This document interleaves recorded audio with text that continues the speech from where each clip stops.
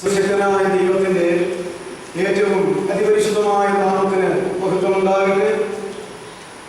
സ്നേഹവും ബഹുമാനവുമുള്ള എല്ലാ ദൈവദാസന്മാർക്കും സ്നേഹിക്കപ്പെട്ട ദൈവമക്കൾക്കും ഇന്ന് ഉയർത്തെഴുന്നേറ്റ് ജീവിക്കുന്നവനായ യേശുക്രിസ്തുവിന്റെ നിസ്തുല്യ നാമത്തില് സ്നേഹവന്ദനം പറയുന്നു. ഈ ദിവസങ്ങളിൽ ഒറ്റയൊറ്റയായിട്ടുള്ള വിഷയങ്ങളെ കുറിച്ച് നാം ചിന്തിച്ചു വരികയാണ്. വീണ്ടും തുടർച്ചയായ ഒരു വിഷയത്തിലേക്ക് അടുത്ത ദിവസം മുതൽ നമുക്ക് കടന്ന് ചിന്തിക്കാമെന്ന് കരുതുന്നു. ഇന്നും സമയപരിധിക്കുള്ളിൽ അവസാനിക്കത്തക്കവണ്ണം ഒരു ചെറിയ വിഷയത്തെ കുറിച്ച് നമുക്ക് ചിന്തിക്കാം. അതിന് ആദ്യമായിട്ട് വായിക്കാൻ ആഗ്രഹിക്കുന്ന വേദഭാഗം, വേദവാക്യം യോഹന്നാന്റെ സുവിശേഷം 8-ാം അധ്യായത്തിന്റെ 12-ാമത്തെ വാക്യമാണ്.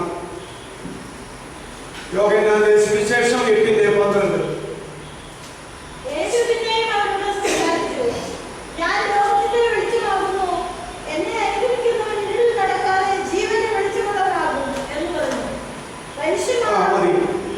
യേശുക്രിസ്തു അരുളി ചെയ്തിട്ടുള്ള ഒരു ചെറിയ വാക്യമാണിത്. ഞാൻ ലോകത്തിന്റെ വെളിച്ചമാകും. കഴിഞ്ഞ ക്ലാസ്സുകളിൽ ഞാൻ ഓർമ്മിച്ചതുപോലെ സർവശക്തനായ ദൈവത്തിന് പല പേരുകൾ ബൈബിളിൽ രേഖപ്പെടുത്തിയിട്ടുണ്ട്.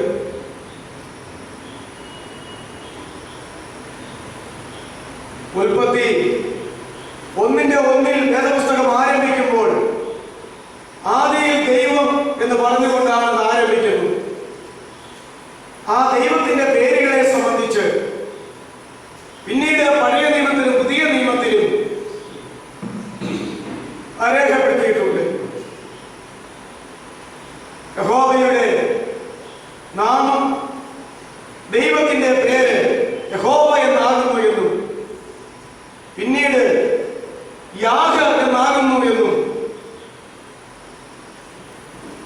പിന്നീട് ഞാനാകുന്നവൻ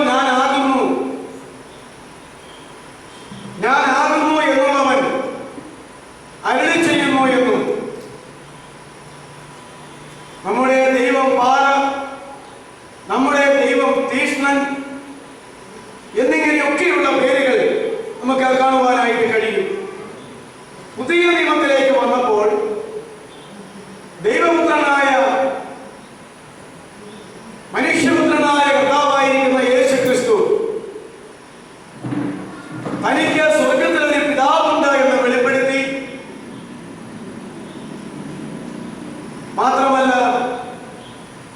യേശുക്രിസ്തു ലോകത്തിലെ വേലയെ തികച്ച് പിതാവിന്റെ സന്നിധിയിലേക്ക് പോയാൽ പരിശുദ്ധാത്മാവാകുന്ന കാര്യസ്ഥനെ പിതാവായ ദൈവം ലോകത്തിലേക്ക് അയക്കും എന്നിങ്ങനെ പറയുകയുണ്ടായി. നാം അറിയുന്നത് പോലെ, വിശ്വസിക്കുന്നത് പോലെ ത്രിത്വമായ ദൈവത്തെ കുറിച്ച്, പിതാവ്, പുത്രൻ, പരിശുദ്ധാത്മാവിന്റെ ദൈവത്വത്തിലെ വ്യക്തിത്വങ്ങളെ കുറിച്ച് കർത്താവായിരിക്കുന്ന യേശുക്രിസ്തു തന്നെയാണ് പുതിയ നിയമത്തിൽ പറഞ്ഞിട്ടുള്ളത്.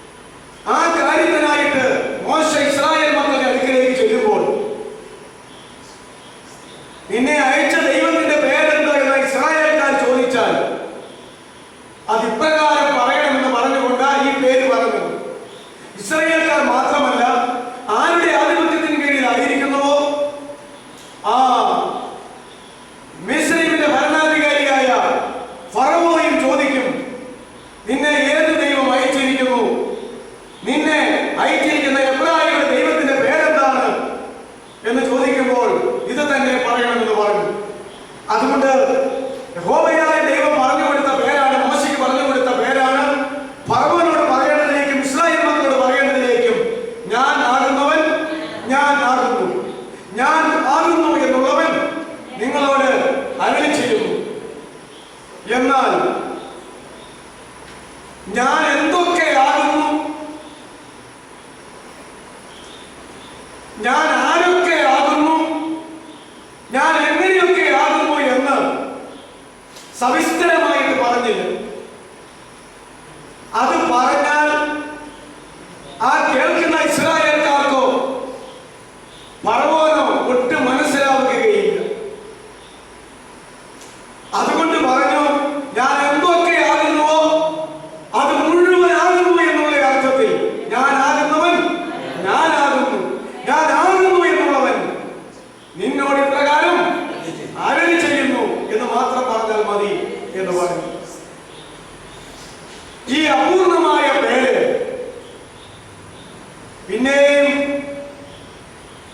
2000 കൊല്ലങ്ങൾക്ക് ശേഷം, മോശയുടെ കാലശേഷം, അതായത് മോശ മുതൽ 2000 കൊല്ലങ്ങൾക്ക് ശേഷം കാലത്തിന്റെ തികവിൽ സ്ത്രീയുടെ സന്തതിയായി ന്യായപ്രമാണത്തിന് കീഴിൽ ജനിച്ചവനായി കടന്നു വന്ന കർത്താവായിരിക്കുന്ന യേശു തന്റെ പരസ്യപ്രവർത്തന കാലത്തെ ജനത്തെ സംബോധന ചെയ്യുമ്പോൾ താൻ ഈ പേരുകൾ പറഞ്ഞു പൂർത്തീകരിച്ചു.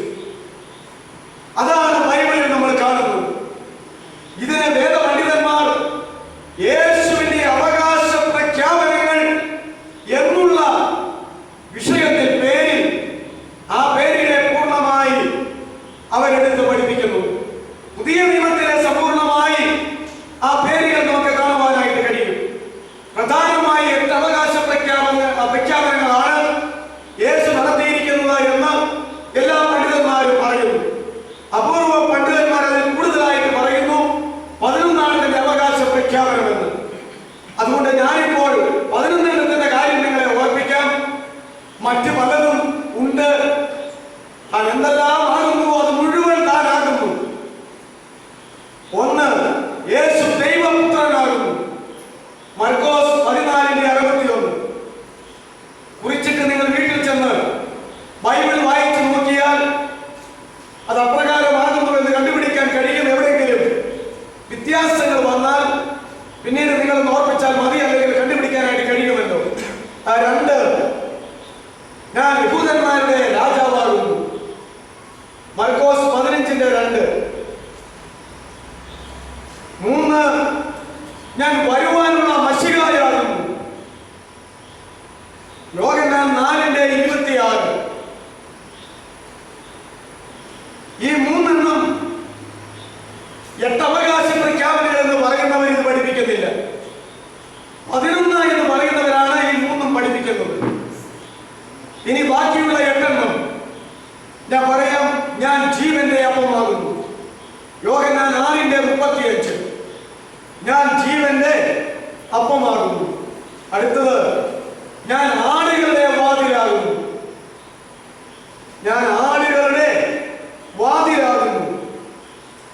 യോഹന്നാൻ 10:7. ആടുകളുടെ വാതിലാകുന്നു എന്നുള്ളതിന്റെ വേദവാക്യം. അടുത്തത്, ഞാൻ സ്വർഗത്തിന്റെ വാതിലാകുന്നു. ഞാൻ വാതിലാകുന്നു എന്ന യേശു അരുളി ചെയ്തിട്ടുണ്ട്. അത് സ്വർഗത്തിന്റെ വാതിലാണ്. എന്നാൽ ഞാൻ ആടുകളുടെ വാതിലാകുന്നു എന്ന് വേറെ പറഞ്ഞിട്ടുണ്ട്. സ്വർഗത്തിന്റെ വാതിലാകുന്നു യോഹന്നാൻ 10:9. ഞാൻ നല്ല ഇടയനാകുന്നു. യോഹന്നാൻ 10:11. ഞാൻ നല്ല ഇടയനാകുന്നു. ഞാനും പിതാവും ഒന്നാകുന്നു. ഞാനും പിതാവും ഒന്നായിരിക്കുന്നവനാണ് എന്ന് യേശു പറഞ്ഞു. യോഹന്നാൻ 10:29.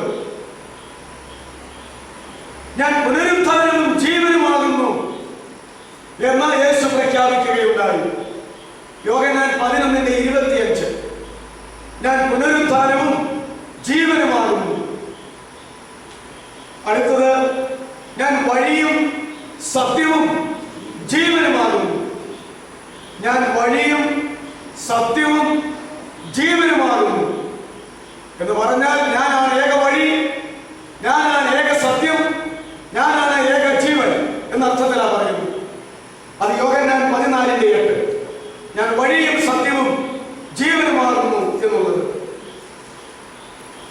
അടുത്തത് 11-ാമത്തത്, അതാണ് നമ്മളിപ്പോൾ ആദ്യം വായിച്ച വാക്യം. യോഹന്നാൻ 8:12, ഞാൻ ലോകത്തിന്റെ വെളിച്ചമാകും. ഇന്ന് നമ്മൾ ചിന്തിക്കുന്ന വാക്യം അതാണ്, ഞാൻ ലോകത്തിന്റെ വെളിച്ചമാകുന്നു.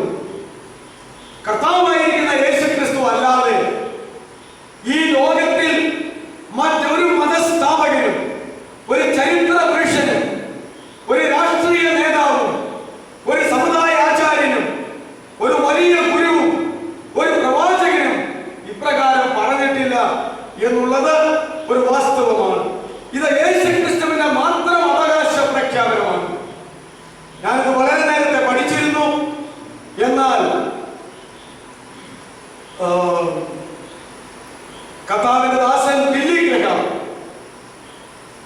ഏറ്റവും അവസാനമായി കേരളത്തിൽ കോട്ടയത്ത് വന്ന് ഒരു രാത്രി പ്രസംഗിച്ച്, ഒറ്റ രാത്രി മാത്രം പ്രസംഗിച്ച് കടന്നു പോവുകയുണ്ടായി. അതിനുശേഷം Billy Graham, senior Billy Graham ഇവിടെ വന്നിട്ടില്ല.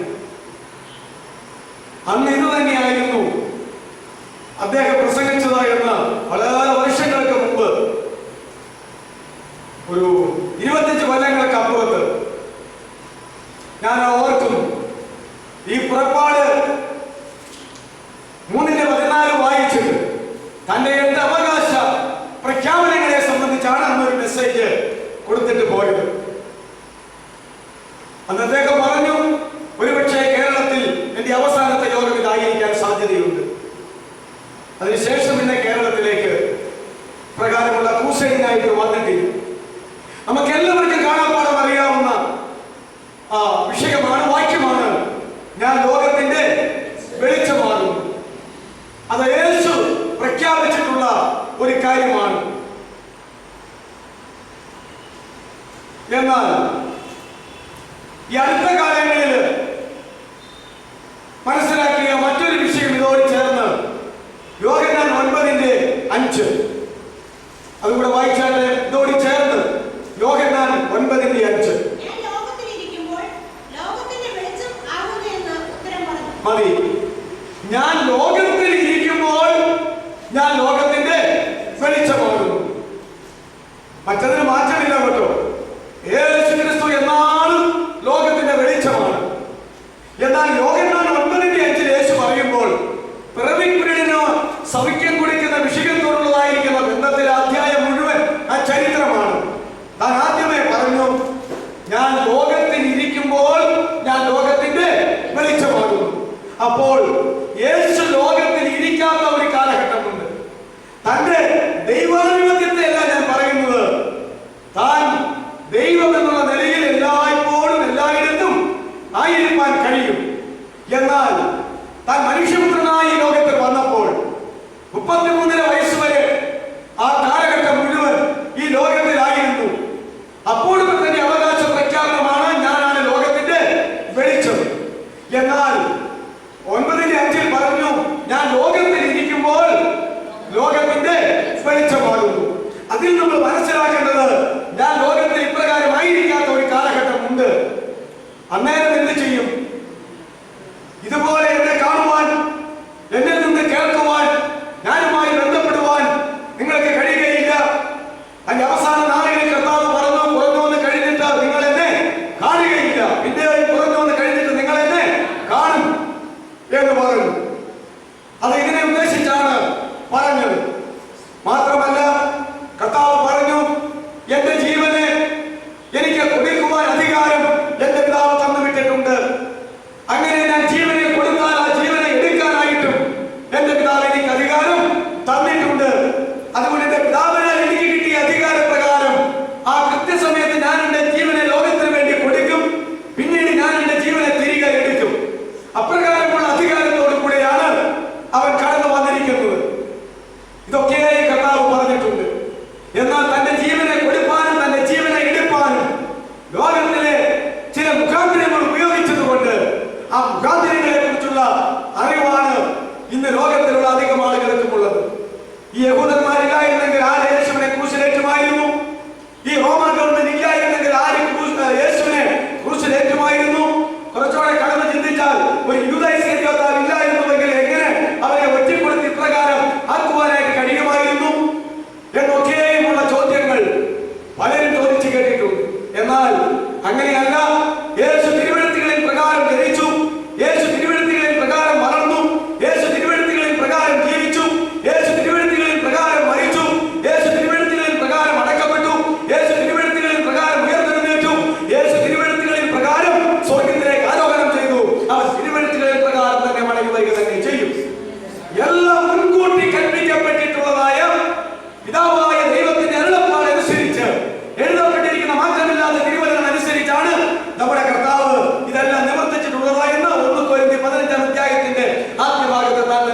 വായിച്ചിട്ടുണ്ട്. അതുകൊണ്ട് താൻ ലോകത്തിൽ ഇരിക്കുമ്പോൾ ലോകത്തിന്റെ വെളിച്ചമാകും, എന്നാൽ ലോകത്തിൽ നിന്ന് മാറ്റപ്പെടും. അപ്പോൾ യേശു ഇപ്രകാരം പറഞ്ഞു. ഇനി തുടർന്ന് മത്തായി 5:14 വായിച്ചേ. മത്തായി 5:14.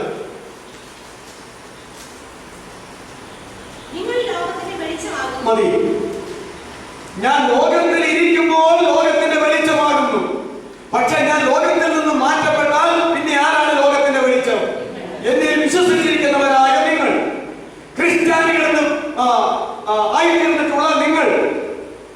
ഓരോ ക്രിസ്ത്യാനികൾ എന്ന് പറഞ്ഞാലും വിശ്വാസികൾ എന്ന് പറഞ്ഞാലും അർത്ഥസമ്പൂർണ്ണത വരുന്നില്ല. എന്റെ ശിഷ്യന്മാരായി തീർന്നിട്ടുള്ള നിങ്ങൾ മാത്രമാണ് പിന്നീട് ഈ ലോകത്തിന്റെ വെളിച്ചം. ഞാൻ ലോകത്തിൽ ഇരിക്കുമ്പോൾ ലോകത്തിന്റെ വെളിച്ചമായിരുന്ന പോലെ തന്നെ ഞാൻ ലോകത്തിൽ നിന്ന് മാറ്റപ്പെട്ടാൽ എന്നിൽ വിശ്വസിച്ചവരായ എന്റെ അനുഗാമികളായി തീർന്ന എന്റെ ശിഷ്യന്മാരായ നിങ്ങൾ, ഞാൻ ലോകത്തിന്റെ വെളിച്ചമായിരുന്ന പോലെ തന്നെ നിങ്ങളും ലോകത്തിന്റെ വെളിച്ചമായിരിക്കേണ്ടതാണ്. അതാണ് പറഞ്ഞിട്ടുള്ളത്. അതുകൊണ്ട് ക്രിസ്തു സ്വർഗ്ഗത്തിലേക്ക് ആരോഹണം ചെയ്തവരെ ആയിരിക്കുന്ന ഈ നാളുകളിൽ, ഈ സഭായുഗത്തിൽ, ഈ കൃപായുഗത്തിൽ, ഈ രക്ഷായുഗത്തിൽ ഭൂമിയിൽ തനിക്ക് പകരം പ്രകാശിക്കുവാൻ, വെളിച്ചമായിരിക്കാൻ തന്റെ ശിഷ്യന്മാരായ നമ്മളെ അധികാരപ്പെടുത്തി, ചുമതലപ്പെടുത്തി അപ്രകാരം ആക്കിയിട്ട കർത്താവ് കടന്നു പോയിരിക്കുന്നു.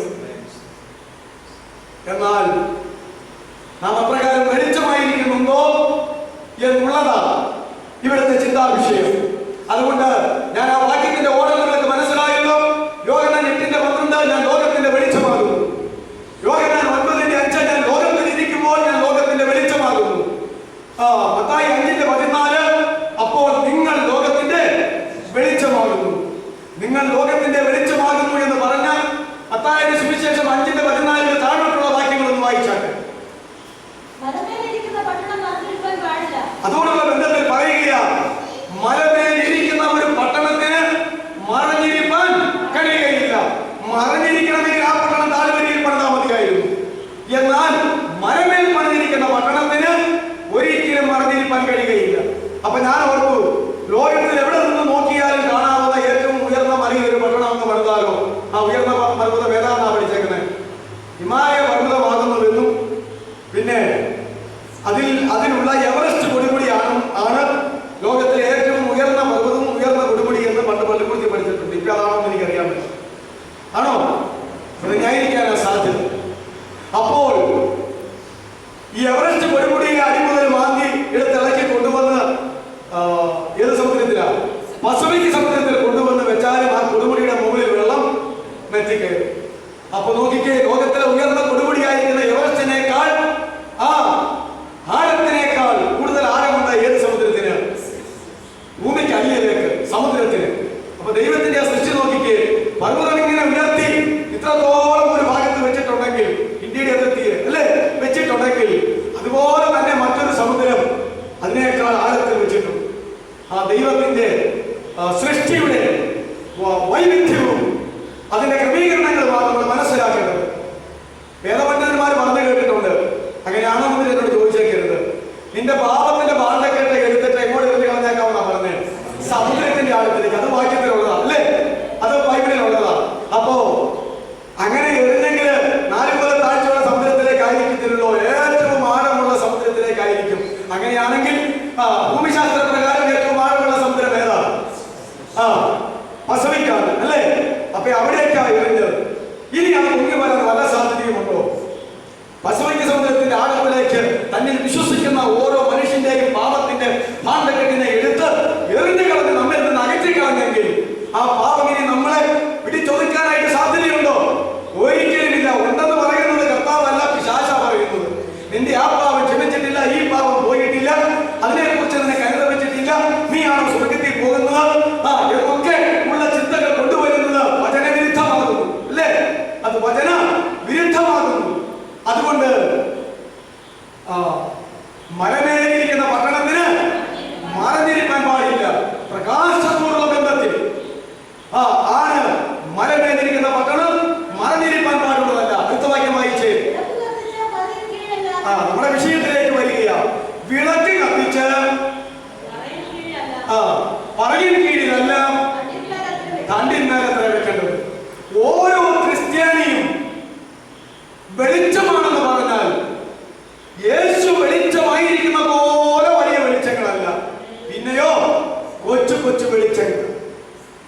കൊച്ചു വെളിച്ചങ്ങളാണ്. യേശു പാറയായിരിക്കുന്നു എന്ന് വചനത്തിൽ പറയുന്നു. എന്നാൽ വിശ്വാസികളെല്ലാം മൂലക്കല്ലായിരിക്കുന്ന യേശുവിന്റെ അടുക്കൽ വന്നിട്ട് ജീവനുള്ള കല്ലുകൾ എന്ന പോലെ ആത്മീക ഗൃഹമായി, ആത്മീക യാഗം കഴിക്കേണ്ടതിന് ആത്മീയ പുരോഹിതവർഗമായി പണിയപ്പെടുന്നു എന്ന് 1 പത്രോസ് 2-ാം അധ്യായത്തിന്റെ പ്രാരംഭ ഭാഗത്ത് പറയുന്നത് പോലെ ഓരോ ദൈവത്തിന്റെ പൈതലും എന്താണ് യേശുവാകുന്ന വെളിച്ചത്തിൽ നിന്ന് കത്തിച്ചു വെച്ചിരിക്കുന്ന മലമേലിരിക്കുന്ന പട്ടണം പോലെ പ്രകാശിക്കേണ്ട വിളക്കുകളാകുന്നു എന്നാണ് ഇവിടെ പറഞ്ഞിരിക്കുന്നത്. അങ്ങനെയാണ് നമ്മൾ പ്രകാശമാകുന്നു എന്ന് പറഞ്ഞിരിക്കുന്നത്. അതുകൊണ്ട് നമുക്ക് വിഷയത്തിലേക്ക് വരാം. മത്തായിയുടെ സുവിശേഷം 5:15 ഒരിക്കൽ കൂടെ വായിച്ചാട്ടെ. ക്രിസ്തുവിലൂടെ ഒരു മനുഷ്യൻ നീതീകരിക്കപ്പെട്ടാൽ, ഒരു മനുഷ്യൻ വീണ്ടും ജനിച്ചാൽ, ഒരു മനുഷ്യൻ മാനസാന്തരപ്പെട്ടാൽ, ഒരു മനുഷ്യൻ രക്ഷിക്കപ്പെട്ടാൽ, ഒരു മനുഷ്യൻ പുതിയ സൃഷ്ടിയായാൽ, നാം കർത്താവിനെ സ്വീകരിച്ചാൽ ആ മനുഷ്യൻ കത്തിച്ചു വെച്ചിരിക്കുന്ന ഒരു വിളക്കാണ്. അത് നമ്മൾ ഓർക്കേണ്ടതാണ്. എവിടെ നിന്ന് കത്തിച്ചതാ? യേശു ക്രിസ്തു ആകുന്ന ആ വലിയ വെളിച്ചത്തിൽ നിന്ന് നമ്മൾ കത്തിച്ചു വെച്ചിരിക്കുന്ന ഒരു വിളക്കാണ്. വിളക്ക് കത്തിച്ച് എവിടെ വെക്കരുതെന്നാണ് പറഞ്ഞിരിക്കുന്നത്. ദൈവമക്കളോട് പറയുകയാണ്, യേശുവിൽ നിന്ന് കത്തിച്ച വിളക്കായി ഈ ലോകത്തിൽ ഒരു വ്യക്തി ആയി തീർന്നിട്ടുണ്ടെങ്കിൽ, പച്ച മലയാളത്തിൽ പറഞ്ഞാൽ മാനസാന്തരപ്പെട്ടിട്ടുണ്ടെങ്കിൽ, രക്ഷിക്കപ്പെട്ടിട്ടുണ്ടെങ്കിൽ ആ വ്യക്തി കത്തിച്ച വിളക്കാണ്. ശരിയല്ലേ? കത്തിച്ച വിളക്കാണ്. വിളക്ക് കത്തിച്ചാൽ അത് എവിടെ വെക്കരുത്?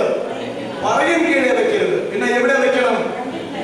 എല്ലാവർക്കും പ്രകാശിക്കേണ്ടതിന്, വീട്ടിലുള്ള എല്ലാവർക്കും പ്രകാശിക്കേണ്ടതിന് അത് വിളക്ക് തന്റെ മേലത്രേ വെക്കേണ്ടത്. നാം ആയിരിക്കുന്നിടത്ത് പ്രകാശം പിടിക്കുവാൻ വിളക്ക് തണ്ടിന്മേൽ അത് ബന്ധിപ്പിച്ച് ഉയർത്തി വെക്കേണ്ടതാണ്. വിളക്കും വിളക്ക് തണ്ടെന്നൊക്കെ പറയുമ്പോൾ നമ്മുടെ ചെറുപ്പകാലത്ത് അറിയാം, എന്താ നിലവിളക്ക് എന്ന് പറയുന്ന അല്ലേ, നിലവിളക്ക് പോലെയുള്ള വിളക്ക് ഹരിക്കല്ലാമ വരെ തൂക്കി വെക്കാവുന്നതാണ് അല്ലേ. മറ്റു ചില വിളക്കുകളൊക്കെ ആണിയെ കൊളുത്തി വെക്കാവുന്നത്. അപ്പോ മറ്റേ നിലവിളക്ക് പോലെയുള്ള അത് ചങ്ങലകളാൽ ബന്ധിച്ചിട്ട് എത്രയും ഉയരത്തിൽ കൊണ്ടുപോയി അത് തൂക്കി വെക്കാവുന്നത്, അത് അഡ്ജസ്റ്റ് ചെയ്യാവുന്നതാണ്. അതാണ് ആ പശ്ചാത്തലത്തിലാണ് 2000 കൊല്ലം മുമ്പ് പാലസ്തീൻ നാടിന്റെ ആ വ്യവസ്ഥയിൽ നിലവിളക്കിനോടുള്ളതായിരിക്കുന്ന ബന്ധത്തിൽ കർത്താവ് ഇത് പറയുന്നത്. വിളക്ക് കത്തിച്ചാലും പറയും കീഴിൽ വയ്ക്കരുത്. വീട്ടിലുള്ള എല്ലാവർക്കും അവിടെ വരുന്നവർക്കും വെളിച്ചം കാണേണ്ടതിന് അത് വിളക്ക് തണ്ടിന്മേലത്രേ വെക്കേണ്ടത്. വീട്ടിലാണ് വിളക്ക് കത്തിച്ചു വെക്കാറ്. പാലസ്തീൻ നാട്ടിൽ ഓരോ വിളക്കിൽ ഇന്നത്തെ പോലെയുള്ള ഇലക്ട്രിസിറ്റി സംവിധാനമൊന്നും അല്ലല്ലോ. അവർക്ക് മെഴുകുതിരിയെ കുറിച്ച് നല്ല ബോധമുണ്ട്. കാരണം അവിടെ എന്തുണ്ട്? പാലും തേനും ഒഴുകുന്ന രാജ്യമാണ്. അതല്ലേ കനാൻ രാജ്യം, അതല്ലേ പാലസ്തീൻ രാജ്യം. സമ്പൽ സമൃദ്ധിക്ക് വേണ്ടി പറഞ്ഞിരിക്കുകയാണ്. അത് അക്ഷരാർത്ഥത്തിൽ ശരിയുമാണ്. പാലും തേനും ഒഴുകിക്കൊണ്ടിരിക്കുന്നു. അതുകൊണ്ട് പശുമാംസം, കന്നുകാലികളുടെ മാംസം, പാല്, തൈര്, വെണ്ണ എന്നിവയൊക്കെയും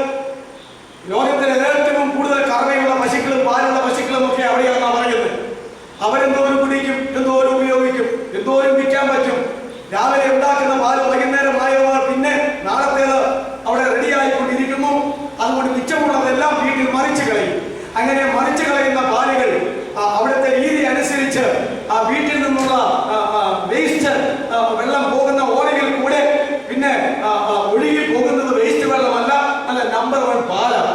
അങ്ങനെ ആ ചെറിയ ചെറിയ ഓടകൾ വഴി വലിയ വലിയ ഓടകൾ വഴി അതിങ്ങനെ ഒഴുകി ഒഴുകി അതിന്റെ സ്ഥലത്തേക്ക് അത് കൊണ്ടുപോകുകയാണ്. അക്ഷരാർത്ഥത്തിൽ അത് പാലൊഴുകുന്ന സ്ഥലമാണ്. അതുപോലെ ഒരു മഴ പെയ്ത് കഴിയുന്നതിന് മുമ്പ് പെയ്യാറാകുമ്പോഴേ തന്നെ ഈ പാടങ്ങൾ ഉഴുതു മറിക്കും. അവര് തേനെടുത്ത് മടുക്കും. സംഭരിക്കാവുന്നിടത്തോളം തേൻ സംഭരിച്ചു കഴിഞ്ഞാൽ പിന്നെയും കിടക്കുന്നു.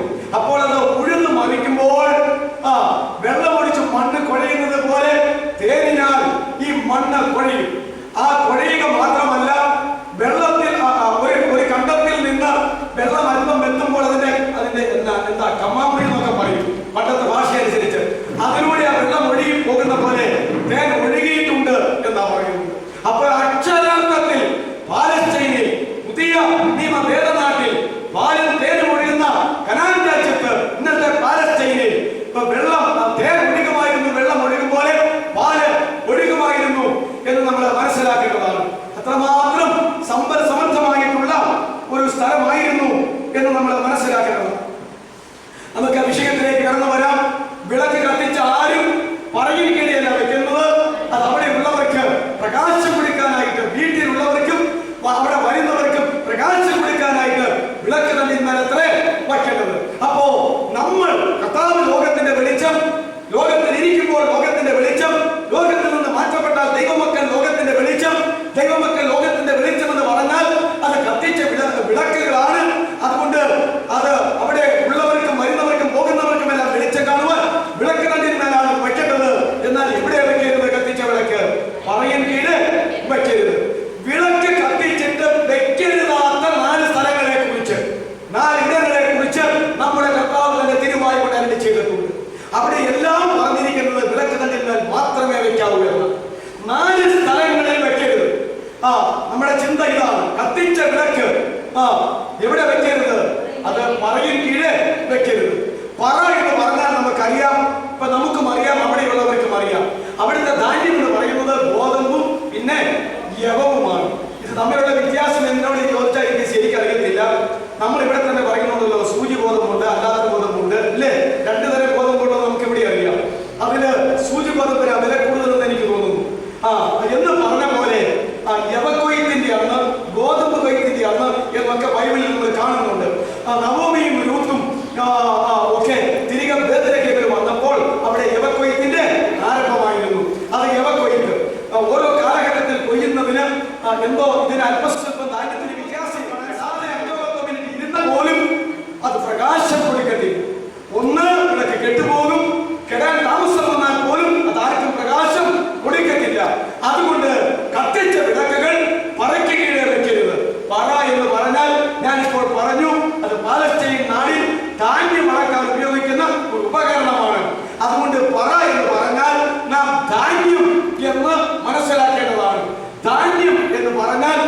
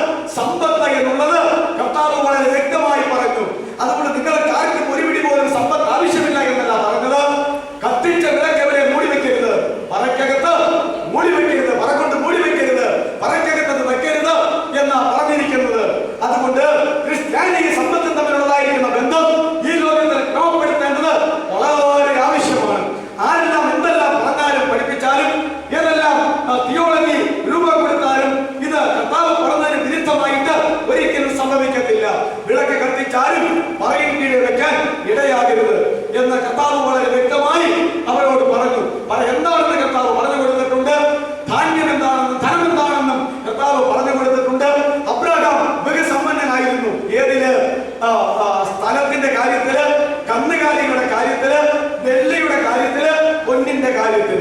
എന്നാൽ ബാങ്ക് ഡിപ്പോസിറ്റിന്റെ കാര്യമോ രൂപ എന്നോ നാണയമെന്നോ ഇങ്ങനെ വല്ലതും പറഞ്ഞിട്ടുണ്ടോ? ഒന്നുമില്ല. അപ്പോൾ അബ്രഹാമിന്റെ കാലഘട്ടത്തില് സമ്പത്ത് കുറിക്കുന്നതിന്റെ വിഷയങ്ങള് പൊന്ന്, വെള്ളി, കന്നുകാലികൾ, ഭൂമി ഇത്രയുമായിരുന്നു. അതുകൊണ്ട് അതിലെല്ലാം അബ്രഹാം ഒരു സമ്പന്നനായിരുന്നു എന്ന് നാം കാണുന്നുമുണ്ട്. അതുകൊണ്ട് ഇത് സമ്പത്തിന്റെ ഒരു കാര്യമാണെന്ന് മനസ്സിലാക്കുക. പൊന്നും വെള്ളിയും എന്നുള്ള പദപ്രയോഗം പഴയ നിയമത്തിലും പുതിയ നിയമത്തിലുമുണ്ട്.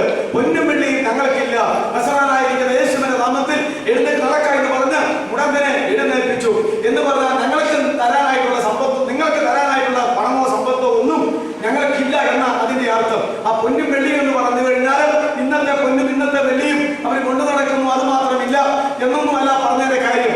അതുകൊണ്ട് ആ നാടിന്റെ സംസ്കാരത്തിലാണ് അത് നമ്മൾ മനസ്സിലാക്കേണ്ടത്. അതുകൊണ്ട് പറയ്ക്ക് കീഴെ മൂടി വെക്കരുതെന്ന് പറഞ്ഞാൽ ഇതാണ് അതിന്റെ അർത്ഥം എന്ന് നമ്മൾ മനസ്സിലാക്കേണ്ടതാണ്. ആകയാൽ കത്തിച്ച വിളക്കാണ് നാമെങ്കിൽ ആ പ്രകാശം ഒരിക്കലും കെട്ടുപോകാതെ വണ്ണം അത് എടുത്തിക്കളയാൻ പര്യാപ്തമായ ഏറ്റവും കരുത്തേറിയ ഒരു വിഷയമാണ് ഈ ലോകത്തിലെ ദൈവമക്കളുടെ സമ്പത്ത് എന്നുള്ളത് നമ്മൾ മനസ്സിലാക്കേണ്ടതാണ്. അതുകൊണ്ട് അത് വെച്ചത് മൂടി ഒരിക്കലും വയ്ക്കരുത് എന്ന് നമ്മൾ ഓർക്കേണ്ടതാണ്. വളരെ ആഴമായി ചിന്തിച്ചെങ്കിൽ മാത്രമേ അതെന്താകുന്നു എന്ന് മനസ്സിലാക്കുവാനായിട്ട് കഴിയുകയുള്ളൂ. അതുകൊണ്ടാണ് തന്റെ ശിഷ്യന്മാരോട് കർത്താവ് പറഞ്ഞത്, മുന്നമേ അവന്റെ രാജ്യവും നീതിയും അന്വേഷിപ്പിൻ, അല്ല എന്ത് തിന്നും എന്ത് കുടിക്കും എന്ന് നിങ്ങളുടെ ജീവനെ ഓർത്തും എന്ത് ധരിക്കും എന്ന ശരീരത്തെ ഓർത്തും നിങ്ങൾ ആഗ്രഹചിന്ത ഉള്ളവരാകേണ്ടതില്ല. ഇത് നിങ്ങൾക്ക് ആവശ്യമെന്ന് നിങ്ങളുടെ പിതാവായ ദൈവത്തിന് മുന്നമേ അറിയാം. നിങ്ങൾ എന്ത് ചെയ്യണം? ആദ്യമായിട്ട് ദൈവത്തിന്റെ രാജ്യവും ദൈവത്തിന്റെ നീതിയും അന്വേഷിച്ച് ജീവിച്ചു കൊള്ളുക. അപ്പോൾ ഈ ആവശ്യമെന്ന് നിങ്ങളുടെ പിതാവിന് മുന്നമേ അറിയാവുന്ന ആ കാര്യങ്ങൾ ആവശ്യം പോലെ പിതാവ് തന്നുകൊണ്ടിരിക്കും. ഇതാണ് ദൈവം ഭൗതികവും നാമുമായിട്ട് ബന്ധിപ്പിച്ചു വെച്ചിരിക്കുന്ന വിഷയം. ഇതിനപ്പുറത്തേക്ക് പോയാൽ അത് പറയുകയുടെ കത്തിച്ച വിളക്ക് വെക്കുന്നതിന് തുല്യമാകുന്നു എന്ന് 2000 കൊല്ലങ്ങൾക്ക് മുമ്പ് തന്റെ അടുക്കൽ ഓടിക്കൂടിയ ആളുകളോടും വിശേഷാൽ തന്റെ ശിഷ്യന്മാരോടും കർത്താവ് അരുളി ചെയ്തിട്ടുണ്ട്. ഞാൻ ലോകത്തിന്റെ വെളിച്ചമാകുന്നു, ഞാൻ ലോകത്തിലിരിക്കുമ്പോൾ ലോകത്തിന്റെ വെളിച്ചമാകുന്നു, ഞാൻ ലോകം വിട്ടാൽ നിങ്ങളാണ് ലോകത്തിന്റെ വെളിച്ചം. എന്നാൽ ഓർത്തുകൊള്ളണം മക്കളെ, വിളക്ക് കത്തിച്ചിട്ട് ആരും അത് പറയും കീഴ് വെക്കുവാൻ ഇടയാകരുത്. അത് വിളക്ക് തന്നെ നേരത്തെ വെക്കേണ്ടത് എല്ലാവർക്കും പ്രകാശിപ്പാൻ, വരുന്നവർക്കും പോകുന്നവർക്കും പ്രകാശം പിടിപ്പാൻ അത് വിളക്ക് തന്നെ നേരത്തെ വെക്കേണ്ടത്. ഞാനും നീയും പല കൊണ്ട് മൂടി വയ്ക്കപ്പെട്ട ഒരു വിളക്കാണോ എന്ന് ഇന്ന് രാത്രി ഈ വചനത്തിലുള്ളതായിരിക്കുന്ന ബന്ധത്തിൽ നാം പഠിക്കുന്നതിനോടൊപ്പം നമ്മുടെ ഹൃദയത്തിന്റെ അവസ്ഥയും ഒന്ന് ചിന്തിക്കേണ്ടതാണ്. അങ്ങനെ ആകുന്നുവെങ്കിൽ കെട്ടുപോകാതെ എത്രയും വേഗം അത് വിളക്ക് തണ്ടുമായി ബന്ധപ്പെടുത്തി ഉയർന്ന സ്ഥലത്തേക്ക് മാറ്റി എല്ലാവർക്കും പ്രകാശം കൊടുക്കാനായിട്ട് നാം ഒരു രൂപാന്തരത്തിന്റെ അനുഭവത്തിലേക്ക് വരണമെന്ന് നമ്മുടെ കർത്താവ് നമ്മോട് ഉത്ബോധിപ്പിച്ചുകൊണ്ട് ഇരിക്കുന്നു. രണ്ടാമത്തെ വിഷയത്തിലേക്ക് നമുക്ക് കടന്നു വരാം. രണ്ടാമത്തെ വിഷയം, ഇതിന് ഒരുപിടി ഉദാഹരണം പറയാനായിട്ടുണ്ട്. തന്റെ ശിഷ്യന്മാരോട് സംബന്ധിച്ചുള്ള വാക്യം ഞാൻ പറഞ്ഞു. യോന എന്ന് പറയുന്ന പ്രവാചകനെ കുറിച്ച് നമുക്കറിയാം. യോനയോട് ദൈവം പറഞ്ഞു, നീ നിനവയിലേക്ക് ചെന്നതിനെതിരായിട്ട് പ്രസംഗിച്ചോളാൻ പറഞ്ഞു. നിനവയിലേക്ക് ചെന്ന് പ്രസംഗിച്ചു പോരാൻ പറഞ്ഞു. ഞാൻ നിങ്ങൾ കൊണ്ടുവരും. ദൈവം ഒരു കാര്യം എടുത്തു പറഞ്ഞു, ആ നിനവയിലേക്ക് ചെന്നു നിനവയ്ക്ക് എതിരായിട്ട് പ്രസംഗിച്ചോളാം, അല്ലാതെ അനുകൂലമായിട്ട് പ്രസംഗിക്കരുത്. ഇന്ന് ദൈവശബ്ദം കേട്ട് പലരും പ്രസംഗിക്കാൻ അങ്ങോട്ടും ഇങ്ങോട്ടും ഒക്കെ പോകുന്നുണ്ട്. തെക്കോട്ടും വടക്കോട്ടും കിഴക്കോട്ടും പടിഞ്ഞാറോട്ടുമില്ല. പക്ഷേ മിക്കവാറും ഈ ദൈവം അനുകൂലമായി പ്രസംഗിക്കാൻ പറഞ്ഞു വിടുവോ? ചെല്ലുന്നിടത്തേക്ക് അനുകൂലമായി പ്രസംഗിക്കാൻ പറഞ്ഞു വിടുവോ? ഒരിക്കലും ഇല്ല. ഈ ലോകത്തിന് അനുരൂപരാകരുതെന്ന് പറഞ്ഞു പഠിപ്പിച്ച പരിശുദ്ധാത്മാവ്, ലോകത്തെയും ലോകത്തിലുള്ളതിനെയും സ്നേഹിക്കരുത് എന്ന് പറഞ്ഞു പഠിപ്പിച്ച കർത്താവ്, ഈ ആകാശഭൂമി തീക്കായി സൂക്ഷിച്ചിരിക്കുന്നു, നാം പുതുവാന ഭൂമിക്ക് വേണ്ടി സൂക്ഷിക്കപ്പെട്ടിരിക്കുന്നു എന്ന് പഠിപ്പിച്ച കർത്താവ് ഇതിന് അനുകൂലമായി പ്രസംഗിക്കാൻ പറയുകയില്ല. പാപത്തിനെതിരായി, അത് തിന്മയ്ക്കെതിരായി, ദോഷത്തിനെതിരായി, ദൈവത്തിന് അനുകൂലമായി, ദൈവവചനത്തിന് അനുകൂലമായി മാത്രം പ്രസംഗിക്കാനേ പറയത്തുള്ളൂ. അങ്ങനെ പ്രസംഗിച്ചാൽ ചില കാര്യങ്ങൾ വളരെ വേഗം നടക്കും. മാനസാന്തരപ്പെടാനുള്ളവൻ വേഗം മാനസാന്തരപ്പെടും, അല്ലെങ്കിൽ അവൻ മാനസാന്തരപ്പെടാതെ പോകും. പ്രസംഗിച്ചവൻ ഒന്നുകിൽ ജീവിക്കും അല്ലെങ്കിൽ ജീവിക്കാതെ പോകും. ഇങ്ങനെയുള്ള കാര്യങ്ങൾ പിടിപിടിക്കുന്ന നടക്കും. അതുണ്ടാകാതിരിക്കാൻ അവരും ജീവിക്കട്ടെ 150 കൊല്ലം, നമ്മളും ജീവിക്കട്ടെ 150 കൊല്ലം എന്നുള്ള ആശയത്തിൽ പ്രസംഗിച്ചു പോരാനും സാധ്യതയുണ്ട്. അതുകൊണ്ട് തീയെ കിട്ടാനും ഭക്ഷണം കിട്ടാനും ഒക്കെ നല്ലത്, ബന്ധം നിലനിർത്താനും ഒക്കെ നല്ലത് അഡ്ജസ്റ്റ് ചെയ്ത് അനുകൂലമായി പ്രസംഗിക്കുകയാണ്. ഇതായിരുന്നു യോനയുടെ ഐഡിയ. പക്ഷേ നിനക്കെതിരായി പ്രസംഗിക്കാൻ പറഞ്ഞപ്പോൾ അവന്റെ മനസ്സിന് ഒരു ബുദ്ധിമുട്ട് തോന്നി. അവന് പോകാനൊരു തോന്നലും വരുന്നില്ല. അതുകൊണ്ട് കൂലി കൊടുത്ത് അവൻ എങ്ങോട്ട് പോയെന്നാ പറഞ്ഞ കപ്പൽ കയറി തർസൂസിലേക്ക് പോയി. ഇവിടെ കൂലി കൊടുക്കേണ്ടായിരുന്നു, ദൈവം ചെയ്തിട്ടുണ്ടായിരുന്നു. എന്താ അവന് ടിക്കറ്റ് ഇല്ലാതെ യാത്ര ചെയ്യാൻ തക്കവണ്ണമൊക്കെയുള്ള കാര്യം ദൈവം ക്രമീകരിച്ചായിരുന്നു. അതുകൊണ്ട് കൂലി കൊടുത്ത് തർസൂസിലേക്ക് പോയി. പിന്നത്തെ കാര്യം അറിയാമല്ലോ, ആ കപ്പൽ പോയ വഴിക്ക് എന്തെല്ലാം സംഭവിച്ചു എന്നും ഇവനെ തന്നെ പിടിച്ചു അല്ലേ. കപ്പലിലുള്ളവർ മുഴുവൻ കപ്പൽ താഴ്ന്നിരിക്കുമ്പോൾ, കൊടുങ്കാറ്റുണ്ടാകുമ്പോൾ, ഭയങ്കര പ്രശ്നങ്ങൾ ഉണ്ടാകുമ്പോൾ, അവനവന്റെ ദേവന്മാരെയും ദൈവത്തെയും വിളിച്ചപേക്ഷിക്കുമ്പോൾ അപ്പൊ അവർ പ്ലാൻ ചെയ്തു, കപ്പലിന്റെ അടിത്തട്ടിൽ ലഗേജ് സൂക്ഷിച്ചിരിക്കുന്ന അടിത്തട്ടിൽ ചെന്നിട്ട് സകല ലഗേജും എടുത്ത് കടലിലേക്ക് എറിഞ്ഞാൽ കപ്പലിന്റെ ഭാരം കുറയ്ക്കാൻ കഴിയും, മനുഷ്യനെ എറിയാൻ പറ്റത്തില്ലല്ലോ. അങ്ങനെ ലഗേജ് എടുത്ത് എറിയാൻ ചെന്നപ്പോൾ അതിനിടയിൽ കിടന്നൊരുത്തം തുടങ്ങുന്നു. അതാരാ? നമ്മുടെ പ്രിയങ്കരനായ യോനാ പ്രവാചകൻ. അവൻ ദ്രവ്യത്തിനകത്ത് കിടന്ന് ഉറങ്ങുകയാണ്. ദൈവത്തിന്റെ പ്രവാചകന്മാരെന്ന് പറയുന്നവര് ദ്രവ്യത്തിനകത്ത് കിടന്ന് ഉറങ്ങുന്നവരായി പഴയ നിയമത്തിൽ ഉണ്ടായിരുന്നു എങ്കിൽ, പഴയ നിയമ സ്പിരിറ്റുള്ളവര്, പഴയ നിയമത്തിൽ വ്യാപരിച്ച പരിശുദ്ധാത്മാവുള്ളവര് പുതിയ നിയമ കാലഘട്ടത്തിലും അതിനകത്ത് ഉറങ്ങുന്ന പാർട്ടികളാണ്. അക്കാര്യത്തിൽ യാതൊരു സംശയവുമില്ല. എന്നാൽ പെന്തക്കോസ്തിൽ ഇറങ്ങിയ സാക്ഷാൽ പരിശുദ്ധാത്മാവിന്റെ വ്യാപാരമുള്ളവര് ദ്രവ്യത്തിനകത്ത് ഉറങ്ങാൻ പോകുന്നവര്. അവർ ഉറങ്ങാൻ പോകുന്നവരെന്ന് മാത്രമല്ല, അവർ വിളക്ക് കത്തിച്ച് അവിടെ മൂടി വെക്കത്തില്ല, മറിയും കീഴ് മൂടി വെക്കത്തില്ല, വിളക്ക് തന്നിന്മേൽ മാത്രം വെച്ച് പ്രകാശിപ്പിക്കുന്നവരായിരിക്കും. യോനാ പ്രവാചകൻ അങ്ങനെയാണ്. അവസാനം അവനെ എഴുന്നേൽപ്പിച്ച് കഴിഞ്ഞപ്പോൾ നീ മാത്രം എന്താണ് പ്രാർത്ഥിക്കാതിരിക്കുന്നത്, മുടിയാൻ പോവല്ലേ എന്നൊക്കെ പറഞ്ഞ്, നീ എവിടെ ഉള്ളവനാ എന്നോട് പോവുക എന്നൊക്കെ പറഞ്ഞപ്പോ അവൻ തന്നെ പറഞ്ഞു, കടലും കരിയും ഉണ്ടാക്കിയ യഹോവയെ, ഞാൻ ഇസ്രായേലാണ്, കടലും കരിയും ഉണ്ടാക്കിയ യഹോവയായ ദൈവത്തിന്റെ സന്നിധിയിൽ നിന്ന് ഇങ്ങോട്ട് പോകുന്നതാ എന്നൊക്കെ പറഞ്ഞു കഴിഞ്ഞപ്പോൾ അവർക്ക് വിഷമത്തിനെ എടുത്തെറിയാനായിട്ട്. പക്ഷേ കടൽ ചോദിച്ചത് കൊണ്ട് എന്നെ എടുത്ത് കടലിലേക്ക് എറിഞ്ഞു, എങ്ങനെ ഇപ്പൊ സന്നിധി ചെയ്യാവുന്ന അവൻ തന്നെ പറഞ്ഞു. പിന്നെ അവനെ എടുത്ത് കടലിലേക്ക് എറിഞ്ഞു. കടൽ ശാന്തമായി, കപ്പലും ശാന്തമായി.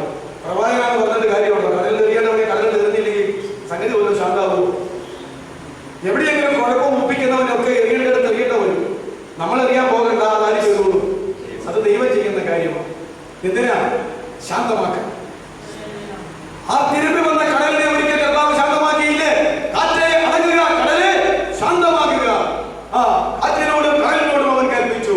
കാറ്റിനോട് കൽപ്പിക്കാൻ എങ്ങനെയാ കൽപ്പിക്കുന്നത്? എന്ന് പറഞ്ഞു കഴിഞ്ഞാൽ ഇലക്ട്രിസിറ്റി ഒരു ശക്തിയാ. ഭാര്യ നീ കറങ്ങുന്നത്, ലൈറ്റ് നീ തെളിയരുതെന്ന് ഞാനിവിടെ നിന്ന് കൽപ്പിച്ചാൽ അത് തെളിയാതിരിക്കുമോ? കാരണം ഇതൊരു ശക്തിയാ, കാറ്റും ഒരു ശക്തിയാ. എന്നാൽ അങ്ങനത്തെ ശക്തിയോടല്ല, കാറ്റിനെ ഇളക്കിയവൻ ഒരുത്തനുണ്ട്, കടലിനെ ഇളക്കിയവൻ വേറൊരുത്തനുണ്ട്. അവനൊരു വ്യക്തിയാ. അതാരാണ്? കർത്താവിന് പിടികിട്ടി. അവനോടാ പറഞ്ഞത്, കാറ്റേ അടങ്ങുക, കടലെ ശാന്തമാകുക എന്ന് പറഞ്ഞപ്പോൾ മറ്റവനങ്ങ് പോയി, അത് ശാന്തമാണ്. ഇളക്കിക്കൊണ്ടിരുന്നവനങ്ങ് പോയെന്നാണ്. അതുകൊണ്ട് ഇങ്ങനെയൊക്കെ ഇളക്കുന്നവൻ ആരാണെന്ന് കണ്ടുപിടിച്ചൊരു ബോധം ഉണ്ടായിരുന്നെങ്കിൽ നമുക്ക് വിടുതൽ പ്രാപിക്കാൻ വളരെ സാധ്യമായി. അതുകൊണ്ട് യോനാ പ്രവാചകൻ ഒരു എക്സാമ്പിളാണ്. മറ്റേ ധനവാന്മാരൊക്കെ ഇതിനൊരു എക്സാമ്പിളാണ്. ഒത്തിരി എക്സാമ്പിൾ എടുക്കാനും. അതുകൊണ്ട് പറയ്ക്ക് കീഴെ കത്തിച്ചു വെച്ച വിളക്ക് വെച്ച 2 ധനികന്മാർ പാതാളത്തിൽ പോയി. പറയ്ക്ക് കീഴെ കത്തിച്ചു വെക്കാൻ പാടില്ല എന്ന് കർത്താവ് കൽപ്പിച്ചു. ദൈവമക്കൾ ദൈവത്തിന്റെ രാജ്യവും നീതിയും അന്വേഷിക്കുമ്പോൾ ഉണ്ണാനും ഉടുക്കാനുള്ള വക പിന്നാലെ ദൈവം അവനവന്റെ ആവശ്യം അത്യാവശ്യം അനുസരിച്ച് തന്നുകൊള്ളാമെന്ന് വാഗ്ദാനം ചെയ്തിട്ടുണ്ട്. നമ്മുടെ ആഗ്രഹം പോലെയല്ല ദൈവത്തിന്റെ പദ്ധതി. അടുത്ത വിഷയത്തിലേക്ക് നമുക്ക് വളരെ വേഗം കടന്നു വരാം. മാർക്കോസ് 4:21 വിളക്ക് കത്തിച്ചു വെക്കുന്ന 2ാമത്തെ ഇടത്തെ നമുക്ക് കാണുവാനായിട്ട് കഴിയും. മാർക്കോസ് 4:21 വായിച്ചു.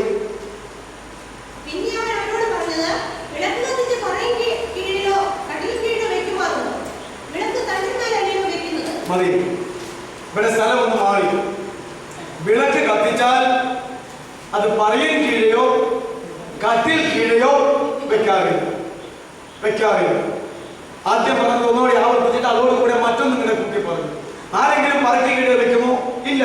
കത്തിൽ കീഴെ കൊണ്ടുവന്ന് വെക്കുമോ? പണ്ടുകാലത്ത് അറിയാമല്ലോ, അങ്ങനെ എന്തോ ഒരു അവസ്ഥ പറ്റിയിട്ടുണ്ട്. കത്തിലൊക്കെ കിടക്കുന്ന ആളുകളുടെ ചില അറിയാൻ മേലാത്ത പിള്ളേരൊക്കെ വിളക്ക് കത്തിച്ച് കൊണ്ടുവയ്ക്കുമ്പോൾ പെട്ടെന്ന് തീ പിടിക്കാൻ സാധ്യതയുണ്ട്.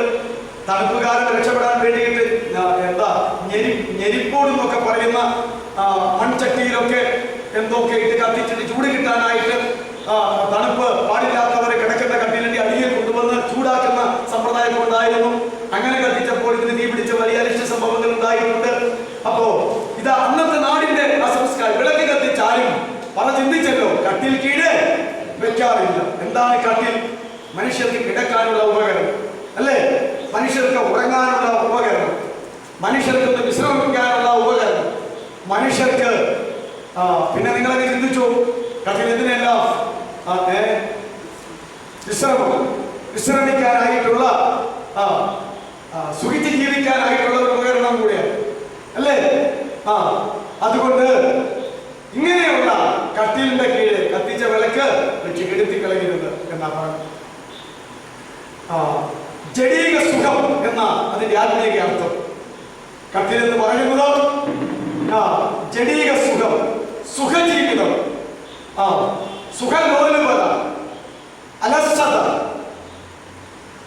ഇങ്ങനെയൊക്കെയുള്ള ഒരുപിടി കാര്യങ്ങളെ മനസ്സിലാക്കാൻ വേണ്ടിയിട്ടാണ് നമ്മുടെ കർത്താവ് ഉപമകളിൽ കൂടിയും ഉപമാനങ്ങളിൽ കൂടിയും ഉദാഹരണങ്ങളിൽ കൂടിയും ഏവർക്ക് മനസ്സിലാകത്തക്കവണ്ണം അന്ന് ജനത്തെ പഠിപ്പിച്ചുകൊണ്ടിരുന്നത്. അതുകൊണ്ട് വിളക്ക് കത്തിച്ചാലും കട്ടിലിന്റെ കീഴ് വെക്കേണ്ടതില്ല.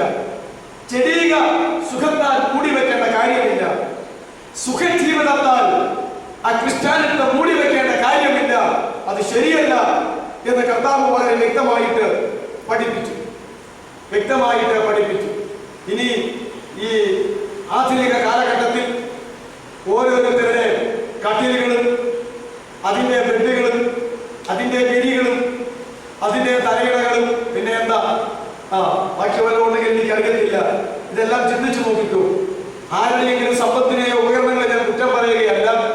സുഖജീവിതത്തിന് വേണ്ടി, സുഖലോലുപതയ്ക്ക് വേണ്ടി, അലസതയ്ക്ക് വേണ്ടി, ജഡീക സുഖത്തിന്റെ പൂർത്തീകരണത്തിന് വേണ്ടി കരിപ്പിടിപ്പിക്കുന്ന ആ സംഗതികളാണ്.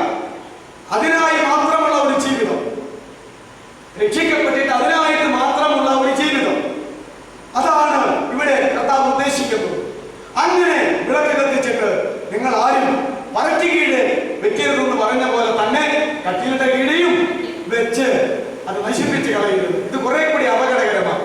മറ്റേത് പറയ്ക്ക് തീ പിടിക്കാൻ ഒരു സാധ്യത ഞാൻ കാണുന്നില്ല. പറയുമ്പോൾ ഇതിന്റെ പുറത്താപ്പ് വിളക്ക് വെക്കുന്നെങ്കിൽ ഇവിടെ അങ്ങ് ഒട്ടിയിരിക്കുന്നത് കൊണ്ട് പെട്ടെന്ന് അങ്ങ് കെട്ടുപോകും. പറയ്ക്ക് തീ പിടിക്കുകയുമില്ല, വിളക്ക് കെട്ടുപോകും, അന്ധകാരമാകുന്നത് മാത്രമേ ഉള്ളൂ. കട്ടിൽ കീഴെ വെച്ചാൽ സർവത്ര അബദ്ധം. അതെങ്ങനെയും അപകടമാണ് അല്ലേ? വിളക്ക് കത്തിച്ചപ്പോ കട്ടിലിന്റെ കീഴെ വെച്ചാൽ അത് അപകടമാണ്. മിക്കവാറും തീ പിടിക്കാൻ സാധ്യതയുണ്ട്. അങ്ങനെ കിടന്ന് നമ്മളങ്ങോട്ട് സുഖലോലിൽ ഉറങ്ങി കിടക്കുമ്പോൾ ആ തീ പിടിക്കുന്നതെങ്കിലോ കട്ടിൽ ചാരമാകുന്നതിനോടൊപ്പം, ബെഡ് ചാരമാകുന്നതിനോടൊപ്പം, വിരികൾ ചാരമാകുന്നതിനോടൊപ്പം നമ്മൾ എന്തായിത്തീരും? ചാരമാകും. നമ്മൾ മാത്രമല്ല, കട്ടിലിന് തീ പിടിച്ചാൽ മുറിക്ക് തീ പിടിക്കും, മുറിക്ക് തീ പിടിച്ചാൽ പരിക്ക് തീ പിടിക്കും. അങ്ങനെയൊക്കെയല്ലേ അടുപ്പിൽ നിന്നും അവിടെ നിന്നും ഗ്യാസ് സ്റ്റവിൽ നിന്നും ഒക്കെ ഇങ്ങനെ പലതും അങ്ങ് സംഭവിച്ചു പോകുക. വലിയ ദുരന്തങ്ങൾ, വലിയ നാശങ്ങൾ. അതുകൊണ്ട് ജഡത്തോടുള്ളതായിരിക്കുന്ന ബന്ധത്തിൽ, ജഡീക സുഖങ്ങളോടുള്ളതായിരിക്കുന്ന ബന്ധത്തിൽ ഉത്തമഗീതത്തിന്റെ പാട്ടിൽ എന്താ പറയുന്നത്? വെള്ളത്തിൻ കുമിള പോലെ മിന്നി ഇളങ്ങുന്ന ജഡീക സുഖങ്ങൾ നിന്നെ മാടി വിളിക്കുകയും അല്ലേ? വെള്ളത്തിൻ കുമിള പോലെ പെട്ടെന്ന് പൊട്ടിപ്പോകുന്ന ജഡീക സുഖങ്ങൾ നിന്നെ മാടി വിളിക്കുമ്പോൾ നീ എന്ത് ചെയ്യുമെന്നാണ് പറഞ്ഞത്? അതിന്റെ പിന്നാലെ പോകരുത് അല്ലേ? ഞാൻ പ്രിയനെ പോൽ സുന്ദരനായി മറ്റാരെയും ഞാൻ ഈ ലോകത്തിൽ കാണുന്നില്ല. അതുകൊണ്ട് ആ ബന്ധത്തിൽ നിന്ന് ജഡീക സുഖങ്ങളാകുന്ന വെള്ളത്തിൻ കുമിളകൾ പോലെയുള്ള ജഡീക സുഖങ്ങൾ എന്നെ മാടി വിളിച്ചാൽ അതെന്നെ സ്വാധീനത്തിലെത്തുകയില്ല എന്ന് ആ പാട്ടുകാരെല്ലാം നമ്മളൊക്കെ പാടാറുണ്ട്. അവസ്ഥ എങ്ങനെയല്ലെങ്കിൽ അല്ലേ? അങ്ങനെയല്ലേ? ലോക സുഖ സൗകര്യങ്ങളാകുന്ന പ്രതാപങ്ങൾ എന്നെ മാടി വിളിക്കുകയും നമ്മൾ പോകുന്നാണ് പറയുന്നത്. പോകൂല്ല. വെള്ളത്തിൻ കുമിള പോലെയുള്ള ജഡീക സുഖങ്ങൾ വെട്ടി തിളങ്ങുമ്പോൾ അത് പെട്ടെന്ന് പൊട്ടിപ്പോകും അല്ലേ? വെള്ളത്തിലെ കുമിളകൾ നമുക്കറിയാം. അപ്പോ ഇതൊക്കെ പാട്ടുകാരൻ പരിശുദ്ധാത്മ നിറവിൽ പാടിയിട്ടുണ്ട്. പ്രത്യേകിച്ച് ശൂരേമിയാരുടെ ചരിത്രത്തിൽ, ആട്ടിടിയുടെ ചരിത്രത്തിൽ, ഉത്തമഗീതം എന്ന പുസ്തകത്തിലുള്ളതായിരിക്കുന്ന ബന്ധത്തിൽ അത് പാടിയിട്ടുണ്ട്. അതുപോലെ ആണ് ഇവിടെ പറഞ്ഞിരിക്കുന്നത് എന്ന് ഓർക്കേണ്ടതാണ്. ദാവീദ് എന്ന് പറയുന്ന രാജാവിന്, പ്രവാചകന്, ദൈവത്തിന്റെ ഹൃദയപ്രകാരമുള്ളവൻ എന്ന പഴയ നിയമത്തിൽ പേരെടുത്തവന് ഇതുപോലെ ഒരു അബദ്ധം പറ്റി ഇല്ലേ? സൈന്യം മുഴുവനും, സൈന്യാധിപന്മാരും ശത്രുക്കളോട് പൊരിഞ്ഞ പോരാട്ടം ചെയ്ത്, ജീവൻ വന്ന പോരാട്ടം ചെയ്തുകൊണ്ടിരിക്കുമ്പോൾ കൊട്ടാരത്തിൽ ആണെങ്കിലും രാജാവ് യുദ്ധത്തിന് പോകണമെന്നില്ല. പക്ഷേ ദാവീദിനെ പോലെ ആത്മീകനായിരിക്കുന്ന ഒരു മനുഷ്യൻ എന്ത് ചെയ്തുകൊണ്ടിരിക്കണം?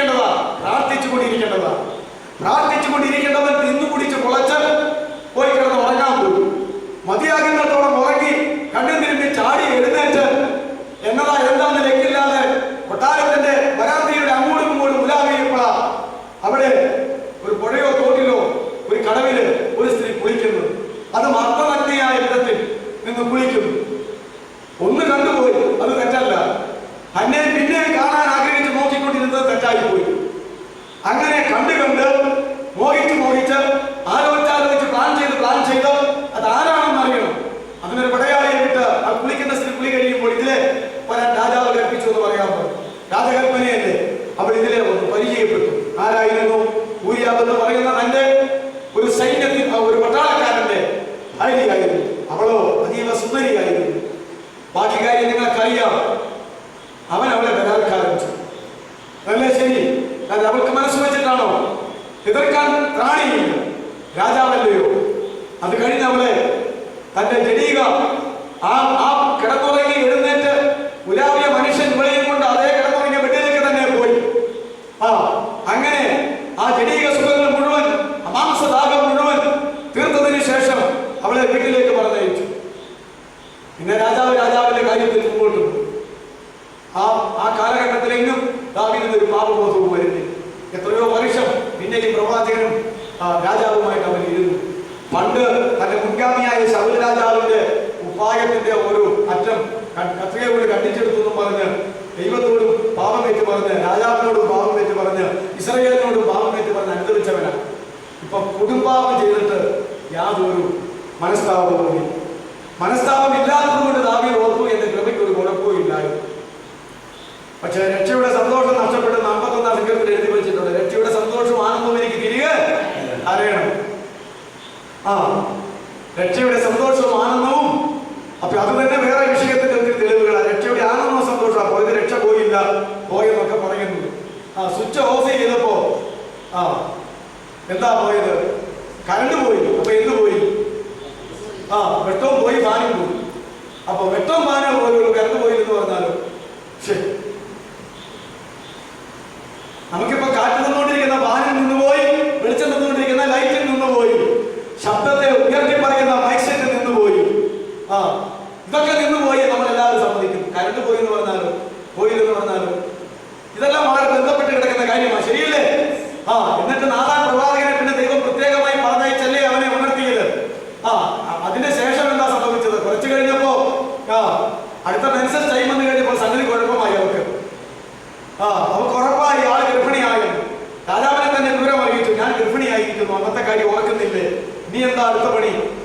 ഇതിന്റെ ഉത്തരവാദിത്വം ഊരിയാവിന്റെ തലയിൽ കെട്ടിവെക്കാൻ വേണ്ടി പെട്ടെന്ന് അവനെ കൊണ്ടുവന്നു. എന്നിട്ട് ഇഷ്ടം പോലെ വീഞ്ഞു പിടിച്ച് പൂസാക്കിയിട്ട് വീട്ടിലേക്ക് വീട്ടിൽ പോയി കിടക്കട, ഒരാഴ്ച കഴിഞ്ഞ് പട്ടാളത്തിന് യുദ്ധത്തിന് പോയാൽ മതി എന്ന് പറഞ്ഞു. പക്ഷേ അവൻ വീഞ്ഞു പിടിച്ച് പൂസായെങ്കിലും രാത്രിയിൽ അവനെ കൊട്ടാരവളത്തിൽ എവിടെപ്പെട്ടു. 2ാം ദിവസമൊക്കെ നോക്കി, ഇവൻ പോവില്ല, മടുത്തു. അവൻ പറയണത് എന്നതാ, കമാൻഡർ അവിടെ യുദ്ധം ചെയ്തു, എന്റെ സഹപ്രവർത്തകർ മുഴുവൻ അവിടെ പൊരിയിലെ യുദ്ധം ചെയ്യുന്നു. രാജാവെ വിളിച്ചതുകൊണ്ട് കൽപ്പിച്ചതുകൊണ്ട് വന്നതാ. ഈ അവസരത്തിൽ ഞാൻ തിന്നു കുടിച്ചിട്ട് ഭാര്യയോടുകൂടെ ശയിച്ച് അങ്ങനെ ജീവിതം ചെലവഴിക്കാൻ എനിക്ക് എന്റെ ഹൃദയം സമ്മതിക്കുന്നു എന്നാ അവൻ പറഞ്ഞത്. രാജ്യസ്നേഹി, ദൈവസ്നേഹി, രാജ്യസ്നേഹി. അപ്പോ പിന്നെ എന്താ ഇത്? അടുത്തൊരു കൽപ്പന. ഈ കത്തുമായി വരുന്ന ഊരിയാവിനെ പടം മുറുകുമ്പോൾ ശത്രുവിന്റെ വെട്ടേറ്റ് വീഴത്തക്കവണ്ണം ഏറ്റവും മുമ്പിൽ തന്ത്രപരമായി നിർത്തി കൊന്നേക്കാം. അതങ്ങനെ തന്നെ ചെയ്തു.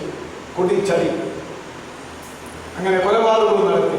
അവൻ മരിച്ചു കഴിഞ്ഞപ്പോൾ ഇവിടെ എത്രയോ നാൾ ദുഃഖത്തോടെ ഇരുന്നു.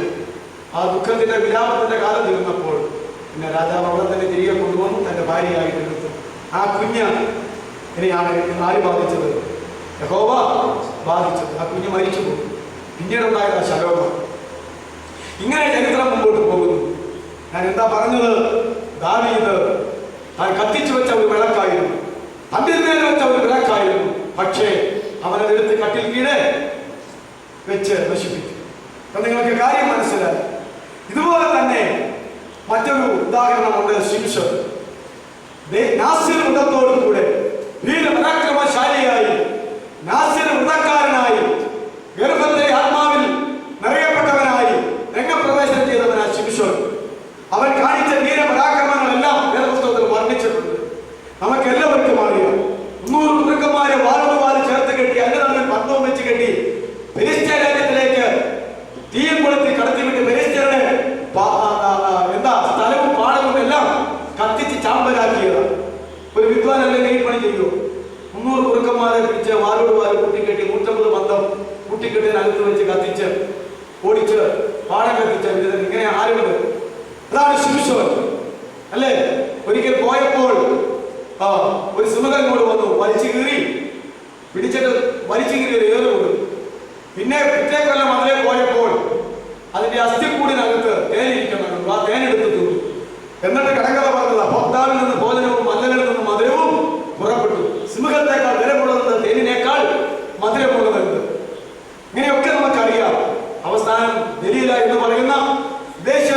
മടിയിൽ അവൻ കിടന്നുറങ്ങി.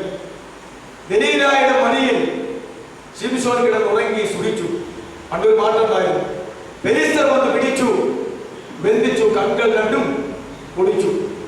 പണ്ട് ഉപദേശിമാർ പാടിയതാണ്. ദലീലായുടെ മടിയിൽ കിടന്നുറങ്ങി ശിംശോൻ സുഖിച്ചു, ഫെലിസ്ത്യർ വന്ന് പിടിച്ചു, ബന്ധിച്ചു, കണ്ണുകൾ രണ്ടും പൊടിച്ചു. ദാവീദിന്റെ ക്ഷേത്രത്തിൽ കണ്ണും കുത്തിപ്പെട്ട് ഈ ചക്ക വലിക്കാനാക്കി. ചരിത്രങ്ങളൊക്കെ നമുക്കറിയാം. കത്തിച്ചു വെച്ച ഒരു വലിയ പ്രകാശമായിരുന്നു പഴയ നിയമത്തിൽ ശിംശോൻ. ദൈവത്തിന്റെ ആത്മാവിനാൽ അവൻ കാണിച്ചു കൂട്ടിയ വീരപരാക്രമങ്ങൾ കൊണ്ട് ഇസ്രായേൽ രാജ്യം മാത്രമല്ല ഫെലിസ്ത്യ രാജ്യം ഒന്ന് അടുങ്ങിക്കൊണ്ടിരുന്നു. എന്നാൽ അവന്റെ പരാജയം ഇപ്രകാരമായി. അവൻ കത്തിൽ കീഴെ കത്തിച്ചു വെച്ച് മുഴുവൻ കത്തിച്ച് ചാമ്പലാക്കി അവൻ വിളക്കായി. അതുകൊണ്ട് കർത്താവ് പറയുകയാണ്, വിളക്ക് കത്തിച്ചിട്ട് ആരും എവിടെ വെക്കരുത്?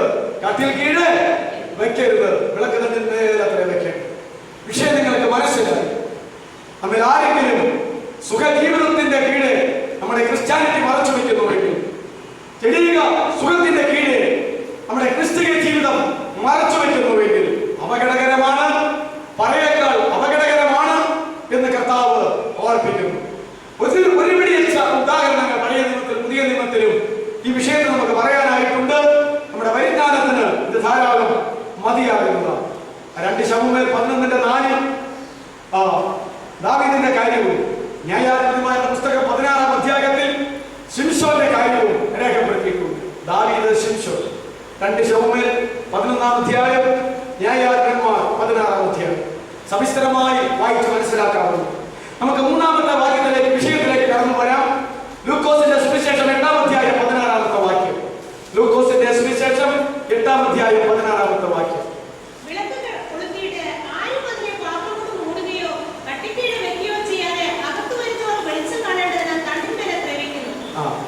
ഈ 2 കാര്യം ഇവിടെ പറയുന്നു. വിളക്ക് കത്തിച്ചിട്ട് ആരും കട്ടിൽ കീഴല്ല വെക്കുന്നത്, പിന്നെ പാത്രത്തിന് കീഴെ അല്ല വെക്കുന്നത്. അങ്ങനെ കൂട്ടിക്കൂട്ടിയാണ് പറയുന്നത്, ബന്ധിപ്പിച്ചാ പറയുന്നത്. അപ്പൊ ഇത് 4 കൂടെ ചേർത്ത് വെച്ച് കഴിയുമ്പോ ആ ബന്ധം നമുക്ക് മനസ്സിലാകും. പറയ്ക്ക് കീഴെയോ വെക്കരുത്. രണ്ടാമത് പറയുക, പറയ്ക്ക് കീഴെയോ കട്ടിൽ കീഴെയോ വെക്കരുത്. പിന്നെ പറയുക, കട്ടിൽ കീഴെയോ പാത്രത്തിന് കീഴെയോ വെക്കരുത്. അങ്ങനെ ഇത് ബന്ധപ്പെടുത്തിക്കൊണ്ടാ മുമ്പോട്ട് പോകുന്നു. അത് കർത്താവിന്റെ ഒരു പ്രത്യേകതയാണ്. താൻ പറയുന്ന വിഷയങ്ങൾ ഇങ്ങനെ ബന്ധപ്പെടുത്തി വേദപുസ്തകത്തിൽ, ഏത് പുസ്തകത്തിലായാലും, ഏത് അധ്യായത്തിലായാലും, ഏത് വാക്യത്തിലായാലും വേദപുസ്തകത്തിൽ ഇണയില്ലാതെ ഒന്നും കാണുന്നില്ല. അന്വേഷിച്ച് വായിച്ചു നോക്കിയാൽ അതിൽ യുക്തമായി ചേർത്ത് വെക്കാനായിട്ട് കഴിയും. അതിനുള്ള ജോലി നമ്മെ ഏൽപ്പിച്ചിരിക്കുകയാണ്. പരിശുദ്ധാത്മാവ് അതിന് നമ്മെ സഹായിക്കുകയും ചെയ്യും. അതുകൊണ്ട് ഇവിടെ പറയുന്നത്, വിളക്ക് കത്തിച്ചാരും പാത്രത്തിന് കീഴ്, അതാണ് 3-ാമത്തെ വിഷയം, പാത്രത്തിന് കീഴ് വെക്കരുത്. ഈ പാത്രം എന്ന് പറയുന്നത് എന്താണ്?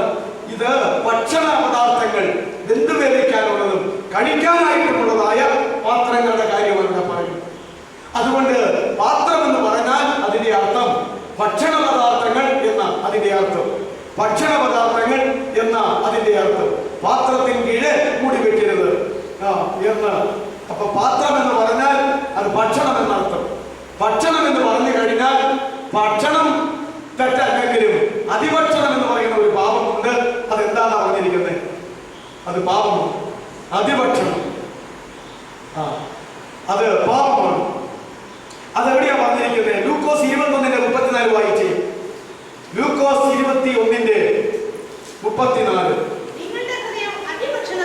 നോക്കിക്കേ, അന്ത്യകാല ലക്ഷണങ്ങൾ പറയുകയാണ്. കർത്താവിന്റെ വരവിന്റെ ലക്ഷണങ്ങൾ പറയുന്ന അധ്യായമാണ്. മത്തായി 24, മർക്കോസ് 13, ലൂക്കോസ് 21, 3 അധ്യായങ്ങൾ ചേർത്ത് പറയുമ്പോൾ അതെപ്പോൾ സംഭവിക്കും? നിന്റെ വരവിനും യുഗാവസാനത്തിനും ലോകാവസാനത്തിനും അടയാളം എന്താ എന്ന് ചോദിച്ച 3 ചോദ്യങ്ങൾക്ക് ഉത്തരമാ 3 അധ്യായങ്ങൾ. അത് 3 കൂടെ ചേർത്ത് വായിക്കുമ്പോൾ സമ്പൂർണമായ അന്ത്യകാല ലക്ഷണങ്ങൾ നമുക്ക് ക്രമീകൃതമായ നിലയിൽ പഠിക്കാനായിട്ട് കഴിയും. അത് 21:34 വാക്യത്തിലാണ് ഇപ്രകാരം പറയുന്നത്: നിങ്ങളുടെ ഹൃദയം അതിഭക്ഷണത്താലും മദ്യപാനത്താലും ഉപജീവന ചിന്തകളാലും ഭാരപ്പെട്ടിട്ട് ആ കർത്താവിന്റെ ദിവസം നിങ്ങൾക്ക് പെട്ടെന്ന് കണി പോലെ വരാതിരിക്കാൻ സൂക്ഷിച്ചുകൊള്ളുക. എനിക്ക് വളരെ സംശയം ഉണ്ടായിരുന്ന ഒരു കാര്യമാണ് ഇവിടെ. അതിഭക്ഷണം, പിന്നെ പറഞ്ഞിരിക്കുന്നത് മദ്യപാനം, ഉപജീവന ചിന്തകൾ.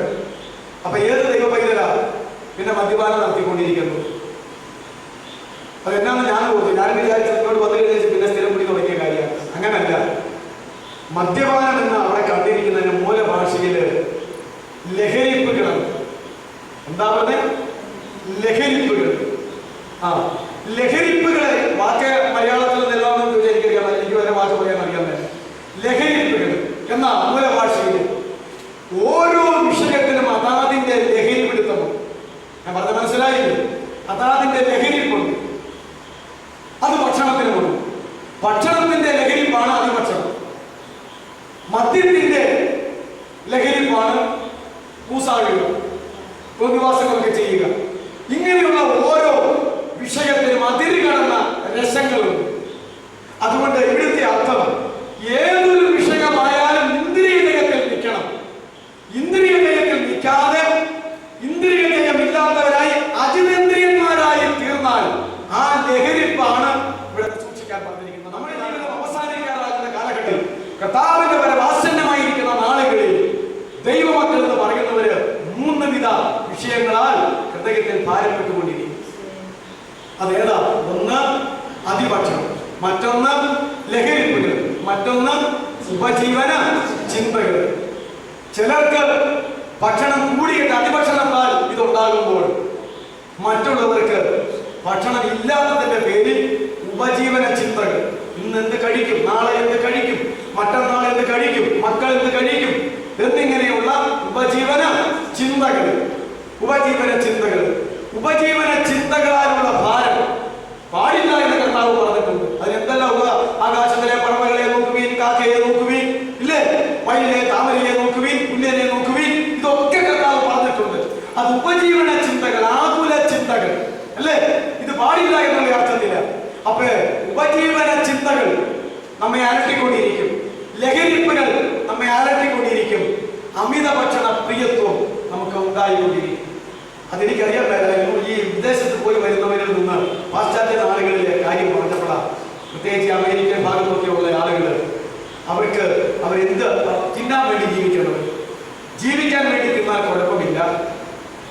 ജീവിക്കാൻ വേണ്ടി തിന്നുകയും കുടിക്കുകയും ചെയ്താൽ, മദ്യമല്ല വെള്ളയും തിന്നുകയും കുടിക്കുകയും ചെയ്താൽ കുഴപ്പമില്ല.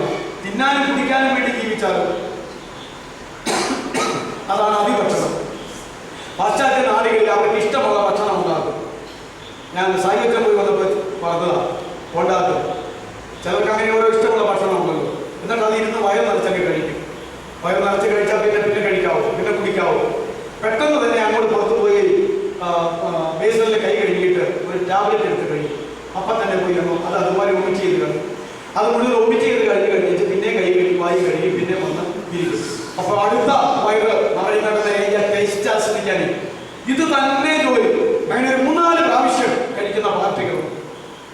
അപ്പൊ ഇതിനെന്താ പേര് പറയുന്നത്? അതിഭക്ഷണം. അതിഭക്ഷണം എന്നൊക്കെ പറഞ്ഞാൽ പോലെ ഭക്ഷണഭ്രാന്തം എന്നൊക്കെ പറഞ്ഞാൽ നമുക്ക് മലയാളികൾക്ക് മനസ്സിലാകത്തുള്ളൂ. അപ്പോ അതിന് വിഷമമില്ല, ഇത് കഴിക്കാനും അവർക്ക് വിഷമമില്ല. ഒരു ചെറിയ ഗുളിക എടുത്ത് അങ്ങോട്ട് ഇട്ട് കഴിഞ്ഞാൽ അപ്പം തന്നെ അത് മുഴുവൻ ഒമിറ്റ് ചെയ്ത് പോയിട്ട് കുഴപ്പമൊന്നും കാര്യമായിട്ടുണ്ടാവില്ല. ഒമിറ്റ് ചെയ്ത് പോയിട്ട് അപ്പം തന്നെ പിന്നെയും ഇത് കഴിക്കാനായിട്ട് കഴിയും. പണ്ട് പായസം കഴിക്കുമ്പോൾ ഇടയ്ക്കിടയ്ക്ക് നാരങ്ങാക്കറിക്ക് കഴിക്കുന്നത് എന്തിനാ? വീണ്ടും പായസം പിടിക്കാനായിട്ട് സാധിക്കും. മധുരത്തിന്റെ കടുപ്പം കൊണ്ട് ഒരു ചെകിടിപ്പ് വരാതിരിക്കാൻ എന്ന് പറയുന്ന പോലെ. അപ്പൊ ഇപ്പൊ അമിതഭക്ഷണം എന്നാണ് മനസ്സിലായില്ലേ? അതിഭക്ഷണം എന്നാണ് മനസ്സിലായില്ലേ? ഇത് കണക്ക് പഴയ നിയമത്തിലോ ഒരു അച്ഛനെ 2 പിള്ളേരുണ്ടാകും, ഈറ്റഭ്രാന്തന്മാർ. അതാ ഈ അച്ഛന്മാരുടെ ഉപദേശിമാരുടെയും മക്കളൊക്കെ ഈ പാത്രന്മാരുടെ മക്കൾ ഗുണമേല സാധ്യതയൊക്കെ ചൊല്ലി പറയണം. അത് ഏത് പുരോഹിതന്റെ മക്കളാണ്? ഏത് പുരോഹിതന്റെ മക്കൾ? അവരുടെ പേരെന്താ? ഓഫിനെയും ഫിനേഹാസും. അവര് ഏത് പുരോഹിതനാണ്? ഇവരും പുരോഹിതന്മാർ തന്നെയാണ്, ആയി വരേണ്ടവരാണ്. പക്ഷെ ഇവർ ഈ തീറ്റ കൊതി കാരണം ഈ യാഗം നടത്താനായിട്ട് വരുന്ന, വഴിപാടും യാഗങ്ങൾ അർപ്പിക്കാനായിട്ട് വരുന്നവരുടെ, നേർച്ചകാഴ്ചകൾക്കായി വരുന്നവരുടെ മുഴുവൻ എന്ത് ചെയ്യും? ഓഹരി കൊടുക്കുക മാത്രമല്ല, എടുക്കുക മാത്രമല്ല, അതിൽ നല്ല കഷണങ്ങൾ പാകം ചെയ്യാനായിട്ട് വെക്കുമ്പോഴേ 30 പോലുള്ള സാധനം കൊണ്ട് ഈ 2 മക്കൾ വന്നു കഴിഞ്ഞാൽ ആ പാത്രത്തിൽ നിന്ന് ഇങ്ങനെ, നമ്മളിപ്പോൾ ഭക്ഷണം കുത്തിയെടുക്കുന്ന സാധനത്തിന്റെ പേര് മറന്നുപോയി എന്ന് പറയുന്ന പോലെ 30 എന്നൊക്കെയാണ് പണ്ട് പറയും. അതിങ്ങനെ വലിയ പാത്രത്തിൽ നിന്ന്, ചെമ്പിലും വാർപ്പിൽ നിന്നൊക്കെ ഇങ്ങനെ കുത്തിയെടുത്ത് കൊണ്ടുപോകും. അങ്ങനെ തട്ടിക്കൊണ്ടുപോകും. പുരോഹിതന്റെ മക്കളല്ലേ, യാഗം നടത്താൻ വരുന്നവർക്ക് പോലും പറയാനായിട്ട് പറ്റുമോ? ഇങ്ങനെ കൊണ്ടുപോയി തിന്നുകൊണ്ടിരുന്നു. അങ്ങനെ തീറ്റഭ്രാന്തന്മാരായിരുന്ന 2 പേര്. ഇത് നിയന്ത്രിക്കാൻ അന്നത്തെ ഏലി പുരോഹിതനും കഴിഞ്ഞില്ല. എങ്ങനെ അവസാനിച്ചു? പെട്ടകം പിടിപെട്ടു. ഇസ്രായേലിന്റെ പാപം മുഖാന്തരമായി. അല്ലേ? ഫിലിസ്ത്യർ പെട്ടകം പിടിച്ചോണ്ട് പോയി, തോറ്റുപോയി. എല്ലാം തോറ്റ് തുന്നമ്പാടി പെട്ടകവും പിടിപെട്ടു പോയി. ആരോ ഒരാൾ ഏലിപ്പുരോഹിതനോട് പറഞ്ഞു കസേരയിൽ ഇരിക്കാൻ ചെയ്തത്. ഇസ്രായേൽ തോറ്റു, പെട്ടകം പിടിപെട്ടു പോയി. ഇതിന്റെ മക്കളായ ഹോഫ്നിയും ഫിനെഹാസും പട്ടുപോയി, അവരെ കൊന്നുകളഞ്ഞു. ഇത് കേട്ടപാടെ അച്ചാറ് ഇരുന്നിരുന്ന പീഠത്തിൽ നിന്ന് പുറകോട്ട് മറിഞ്ഞ ഏലിപ്പുരോഹിതൻ കഴുത്തൊടിഞ്ഞു മരിച്ചു. അങ്ങനെയല്ല ബൈബിളിൽ പറഞ്ഞിരിക്കുന്നത്. അപ്പോ മക്കളെ നേരായ പാട്ടിൽ രീതിയിൽ വളർത്താതിരുന്ന മാതാപിതാക്കളും മക്കളും കൂടെ ഒരേപോലെ തന്നെ നശിച്ചു പോയി. ഈ പിള്ളേരുടെ പാപം എന്തായിരുന്നു? അതിഭക്ഷണ പ്രിയം. അല്ലേ? അതിഭക്ഷണ പ്രിയം ആ പാപമായിരുന്നു. അതുകൊണ്ട് കർത്താവ് വളരെ വ്യക്തമായി പഴയ നിയമ ചരിത്രത്തിൽ നിന്നും പുതിയ നിയമത്തിൽ നിന്നും പറഞ്ഞു. എന്താ സംഭവിച്ചത്? നിങ്ങളുടെ ഹൃദയം അതിഭക്ഷണത്താൽ മറ്റേത് നമ്മുടെ വിഷയം വിളക്ക് കത്തിച്ച് എവിടെ വെക്കരുത്? പാത്രത്തിന് കീഴെ വെക്കരുത്. അതെവിടെ വെക്കണം? വിളക്ക് തന്നെ മേലെ വെക്കണം. പാത്ര സമം ഭക്ഷണപാനീയം. അതുകൊണ്ട് ഭക്ഷണപാനീയ സമം അത് ജീവൻ നിലനിൽക്കാൻ വേണ്ടിയിട്ട് അത്യാവശ്യത്തിനുള്ളതല്ല, അമിത ഭക്ഷണമാണ്. തിന്നാനും കുടിക്കാനും വേണ്ടിയിട്ടുള്ള ജീവിതം, അതാണ് അമിത ഭക്ഷണം. അത് ഭയങ്കര പാപമാകുന്നു. ഈ പാപത്താൽ ഈ അന്ത്യകാലത്ത് ദൈവമക്കൾ പോലും തകർന്നു പോകുമെന്നാണ് പറഞ്ഞിരിക്കുന്നത്. ഇങ്ങനെ അതിഭക്ഷണം കഴിച്ച് ലഹരിപ്പുകൾ അനുഭവിച്ചുകൊണ്ട് ഉപജീവൻ മറ്റു ചില വിഷയത്തിലുള്ള ആഗ്രഹ ചിന്തകൾ. അല്ലേ? അപ്പോ ഇങ്ങനെയുള്ളവർക്ക് എന്ത് ചിന്ത വരുന്നത്? തിന്നാനില്ലാതെ ചിന്തയല്ല, എപ്പോഴാ മരിക്കണമെന്നുള്ള ചിന്ത. ഇങ്ങനെ എത്ര നാൾ തിന്നാൻ കഴിയും? എത്ര നാൾ ഇങ്ങനെ ജീവിക്കാൻ കഴിയും? എപ്പോ മരിച്ചു മാറ്റപ്പെട്ടു പോകും? ഇതൊക്കെ എന്ത് ചെയ്യും? ആർക്ക് കൊടുക്കും? എങ്ങനെയുള്ള കർമ്മങ്ങളൊക്കെ ജനിപ്പിക്കണം? എന്തൊക്കെയാ ചെയ്യേണ്ടത്? എന്നിങ്ങനെയുള്ള ചിന്തകൾ. അല്ലേ? ആകാശം എന്താ പറയുന്നത്? ഭൂലോകത്തിൽ എന്ത് സംഭവിക്കാൻ പോകുന്നു എന്ന് നോക്കി പാർത്തുകൊണ്ട് അന്ന് മനുഷ്യര് നിർജീവന്മാരായി പോകും. അതെ, ആകാശത്തിൽ വലിയ മാറ്റങ്ങൾ, കടലിൽ വലിയ മാറ്റങ്ങൾ, ഭൂമിയിൽ വളരെ മാറ്റങ്ങൾ, ഇതെല്ലാം സംഭവിച്ചുകൊണ്ടിരിക്കുന്നു. എനിക്കറിയാൻ മേല, സൂര്യന്റെ പ്രകാശം ഇങ്ങോട്ട് ലിമിറ്റ് ചെയ്ത് കടത്തിവിട്ടുകൊണ്ടിരുന്ന പാളികൾ, ഓസോൺ പാളിയോ എല്ലാം ഇപ്പോൾ ഓട്ട പിടിച്ച് ദ്വാരം പിടിച്ച് പൊട്ടിത്തകർന്ന് പോയിക്കൊണ്ടിരിക്കുകയാ. അതുകൊണ്ട് ചൂട് ശക്തമായി വന്നുകൊണ്ടിരിക്കുകയാ. എരിഞ്ഞ് കരിഞ്ഞു പോകാൻ അധികം കാലങ്ങളൊന്നും ഇല്ല. അതൊക്കെ തീർന്നു കഴിഞ്ഞാൽ ഇവിടെ തീ പിടിച്ചോളും. അപ്പോൾ ചൂട പോലെ കത്തുന്ന നിമിഷങ്ങളൊക്കെ വരും. ഇതൊന്നും മാറ്റും തടുത്തു നിൽക്കാനായിട്ട് കഴിയുന്നില്ല എന്ന് നമ്മൾ ഓർക്കേണ്ടതാണ്. ഇതുപോലുള്ളതായിരിക്കുന്ന സംഭവങ്ങളെല്ലാം അങ്ങോട്ട് സംഭവിച്ചുകൊണ്ട് പോവുകയാ ചെയ്യുന്നത് എന്ന് നമ്മൾ മനസ്സിലാക്കേണ്ടതാണ്. ഞാൻ പറഞ്ഞു വന്നത് ഭൂഗോളത്തിന് എന്ത് ഭവിക്കുമെന്ന്, ആകാശത്തിലെ ലക്ഷണങ്ങൾ കണ്ടിട്ട്, ഭൂമിയിലെ ലക്ഷണങ്ങൾ കണ്ടിട്ട്, സമുദ്രത്തിന്റെ കോലിളക്കങ്ങൾ കണ്ടിട്ട് ഇനി എന്ത് സംഭവിക്കാൻ പോകുന്നു എന്ന് ഓർത്ത് മനുഷ്യർ നിർജീവന്മാരായി പോകും. നിർജീവന്മാരായി പോകുമെന്ന് പറയുന്ന ആ വേദവാക്യം ഇംഗ്ലീഷിൽ ഹാർട്ട് ഫെയിൽ എന്നാ അവിടെ എഴുതിയിരിക്കുന്നത്. അതല്ലേ ഈ ആയുധം ചെല്ലുമ്പോഴത്തേക്കും ആളുകളോട് പറഞ്ഞിരിക്കണം, കൂടെയുള്ളവരെ ഡോക്ടറെ വിളിച്ച് പറയും ഹാർട്ട് ഫെയിലാണ്, ഹാർട്ട് ഫെയിലിയർ. അല്ലേ? ഹാർട്ട് ഫെയിൽ എന്നൊക്കെ പറയുന്ന നോക്കിക്കേ. ഇതൊക്കെ ഇപ്പോഴത്തെ വാക്കാണ് വളർത്തേക്കുന്നത്. ഇതിന്റെ എല്ലാം ഇംഗ്ലീഷ് വായിച്ചു നോക്കിക്കേ. അപ്പോ ഹാർട്ട് അറ്റാക്ക് കൂടും അന്ത്യകാലത്ത്. കാരണം പരാക്രമം കൊണ്ടാണ്, വെറ്റപ്പാട് കൊണ്ടും പരാക്രമം കൊണ്ടും ഒരു സ്വന്തതയില്ലാത്തത് കൊണ്ടും ഇത് എന്ത് ചെയ്യേണ്ടതെന്ന് അറിയാതെ ഇങ്ങനെ ചിന്തിച്ചുകൊണ്ടിരിക്കുന്ന നിർജീവത്വം വരുന്നു. ആർക്ക് നിന്ന് പോകുന്നു, ആർക്ക് വെയിലായി പോകുന്നു, അതായി കുഴഞ്ഞു വീണ് മരിക്കുന്നു. ഇങ്ങനെ പ്രസംഗിച്ചുകൊണ്ട് ഇരുന്ന് കഴിയുമ്പോൾ സെക്കൻഡ് നേരം കൊണ്ട് എന്ത് ചെയ്യുന്നു? ഞാനിപ്പോ ചെറിയ ആദ്യങ്ങളൊക്കെ കാണിച്ചാൽ നിങ്ങൾ കുഴപ്പമില്ല. ഞാനിപ്പോ തലകുത്തി മറിഞ്ഞയാളുവാണെങ്കിൽ അതാ കുഴഞ്ഞു വീഴുക. കുഴഞ്ഞു വീണെന്ന് പറഞ്ഞാലും എന്താ സംഭവിക്കുന്നത്? ഹാർട്ടിന്റെ കേസല്ലേ, ഹാർട്ട് അറ്റാക്ക് അല്ലേ? അപ്പൊ ഇതൊക്കെയാ ബൈബിളിലുള്ള അന്ത്യകാല ലക്ഷണമാണ്. ഇതെല്ലാം വർദ്ധിച്ചുകൊണ്ടിരിക്കും, ഇതെല്ലാം വർദ്ധിച്ചുകൊണ്ടിരിക്കും. ഭൂലോകത്തിൽ സംഭവിക്കാൻ പോകുന്നു എന്ന് നോക്കി പാർത്ത് മനുഷ്യർ നിർജീവന്മാരായി തീരും. അന്ത്യകാല ലക്ഷണമാണ്. അതുകൊണ്ട് ഇത് സംഭവിക്കും. പ്രിയമുള്ളവരെ, വിളക്ക് കത്തിച്ച് എവിടെ വെക്കരുത്? മറയ്ക്ക് കീഴെ വെക്കരുത്. ജീവിക്കാനാണ് ഭക്ഷണം. അല്ലേ? ജീവൻ നിലനിർത്താനാണ് ഭക്ഷണം. എന്ത് തിന്നും എന്ത് കുടിക്കുമെന്ന ജീവനായിക്കൊണ്ട് ചിന്തിച്ചാകുക വേണ്ട. ജീവൻ നിലനിർത്താനായിട്ടുള്ളതെല്ലാം ആര് തരും? ദൈവം തരും. എന്ത് ധരിക്കും, എവിടെ കിടക്കുമെന്നുള്ള പാർപ്പിടം, വസ്ത്രത്തിന്റെ ആ പ്രശ്നവും വേണ്ട.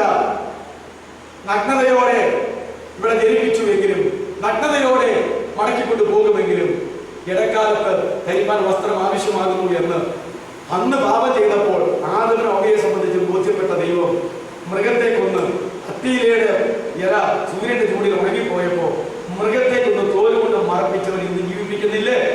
അതുകൊണ്ട് നഗ്നത മറച്ചിവിടെ ജീവിക്കാൻ ആവശ്യമായ വസ്ത്രത്തിന്റെ കാര്യത്തെ കുറിച്ച് ആര് ബോധവാനാ? അതിനപ്പുറത്തേക്കുള്ളതിനെ കുറിച്ച് ദൈവത്തിന് ബോധമൊന്നും. അതുകൊണ്ടാണല്ലോ പറഞ്ഞത്, നിങ്ങളുടെ അലങ്കാരം തലമുടി പിന്നുന്നതും പൊന്നണിയുന്നതും വിലയേറിയ വസ്ത്രം ധരിക്കുന്നതും ഇങ്ങനെ പുറമേയുള്ളതല്ല, അകമേയുള്ള ആന്തരിക സുഹൃത്തങ്ങളാൽ നിങ്ങൾ നിങ്ങളെ തന്നെ അലങ്കരിക്കുകയും എന്നാ പറയുന്നത്. അതുകൊണ്ട് പുറത്തെ മനുഷ്യനെ അലങ്കരിക്കുന്നതല്ല അലങ്കാരം, അകത്തെ മനുഷ്യനെ ആത്മീകമായ കാര്യങ്ങൾ കൊണ്ട് അലങ്കരിക്കുന്ന അലങ്കാരമാ ദൈവത്തിന് വേണ്ടതോ എന്ന് പറഞ്ഞിരിക്കുന്നു. അതുകൊണ്ട് പ്രിയമുള്ളവരെ, വിളക്ക് കത്തിച്ചാലും പാത്രത്തിന് കീഴെ വെക്കരുത്. അമിത ഭക്ഷണത്താൽ ക്രിസ്ത്യാനിത്വം കെടുത്തിക്കളയാനായിട്ട് ഇടയാകും. അതാ പറഞ്ഞിരിക്കുന്നു. ലൂക്കോസ് 21:34 അമിത ഭക്ഷണത്തെ കുറിച്ച് പറയുന്നു. ഞാൻ പറഞ്ഞ ഓഫിനെ വിനേഗസിന്റെ കാര്യമായിരിക്കും 1 ശമൂവേൽ 2-ാം അധ്യായത്തിന്റെ 12 മുതൽ 36 വരെയുള്ള വേദഭാഗത്ത് പറയുന്നു. ഓഫിനെ ഫിനേഗസിന്റെ ജീവിത രീതി 1 ശമൂവേൽ 2:12 മുതൽ 36 വരെ പറയുന്നതിൽ എല്ലാവരും ഉള്ളതാണ്. അടുത്ത വാക്യം വളരെ വേഗം വായിച്ച് നമുക്ക് അവസാനിപ്പിക്കാം. ലൂക്കോസ് 11:33. ലൂക്കോസ് 11:33 വേഗം വായിച്ചാട്ടെ.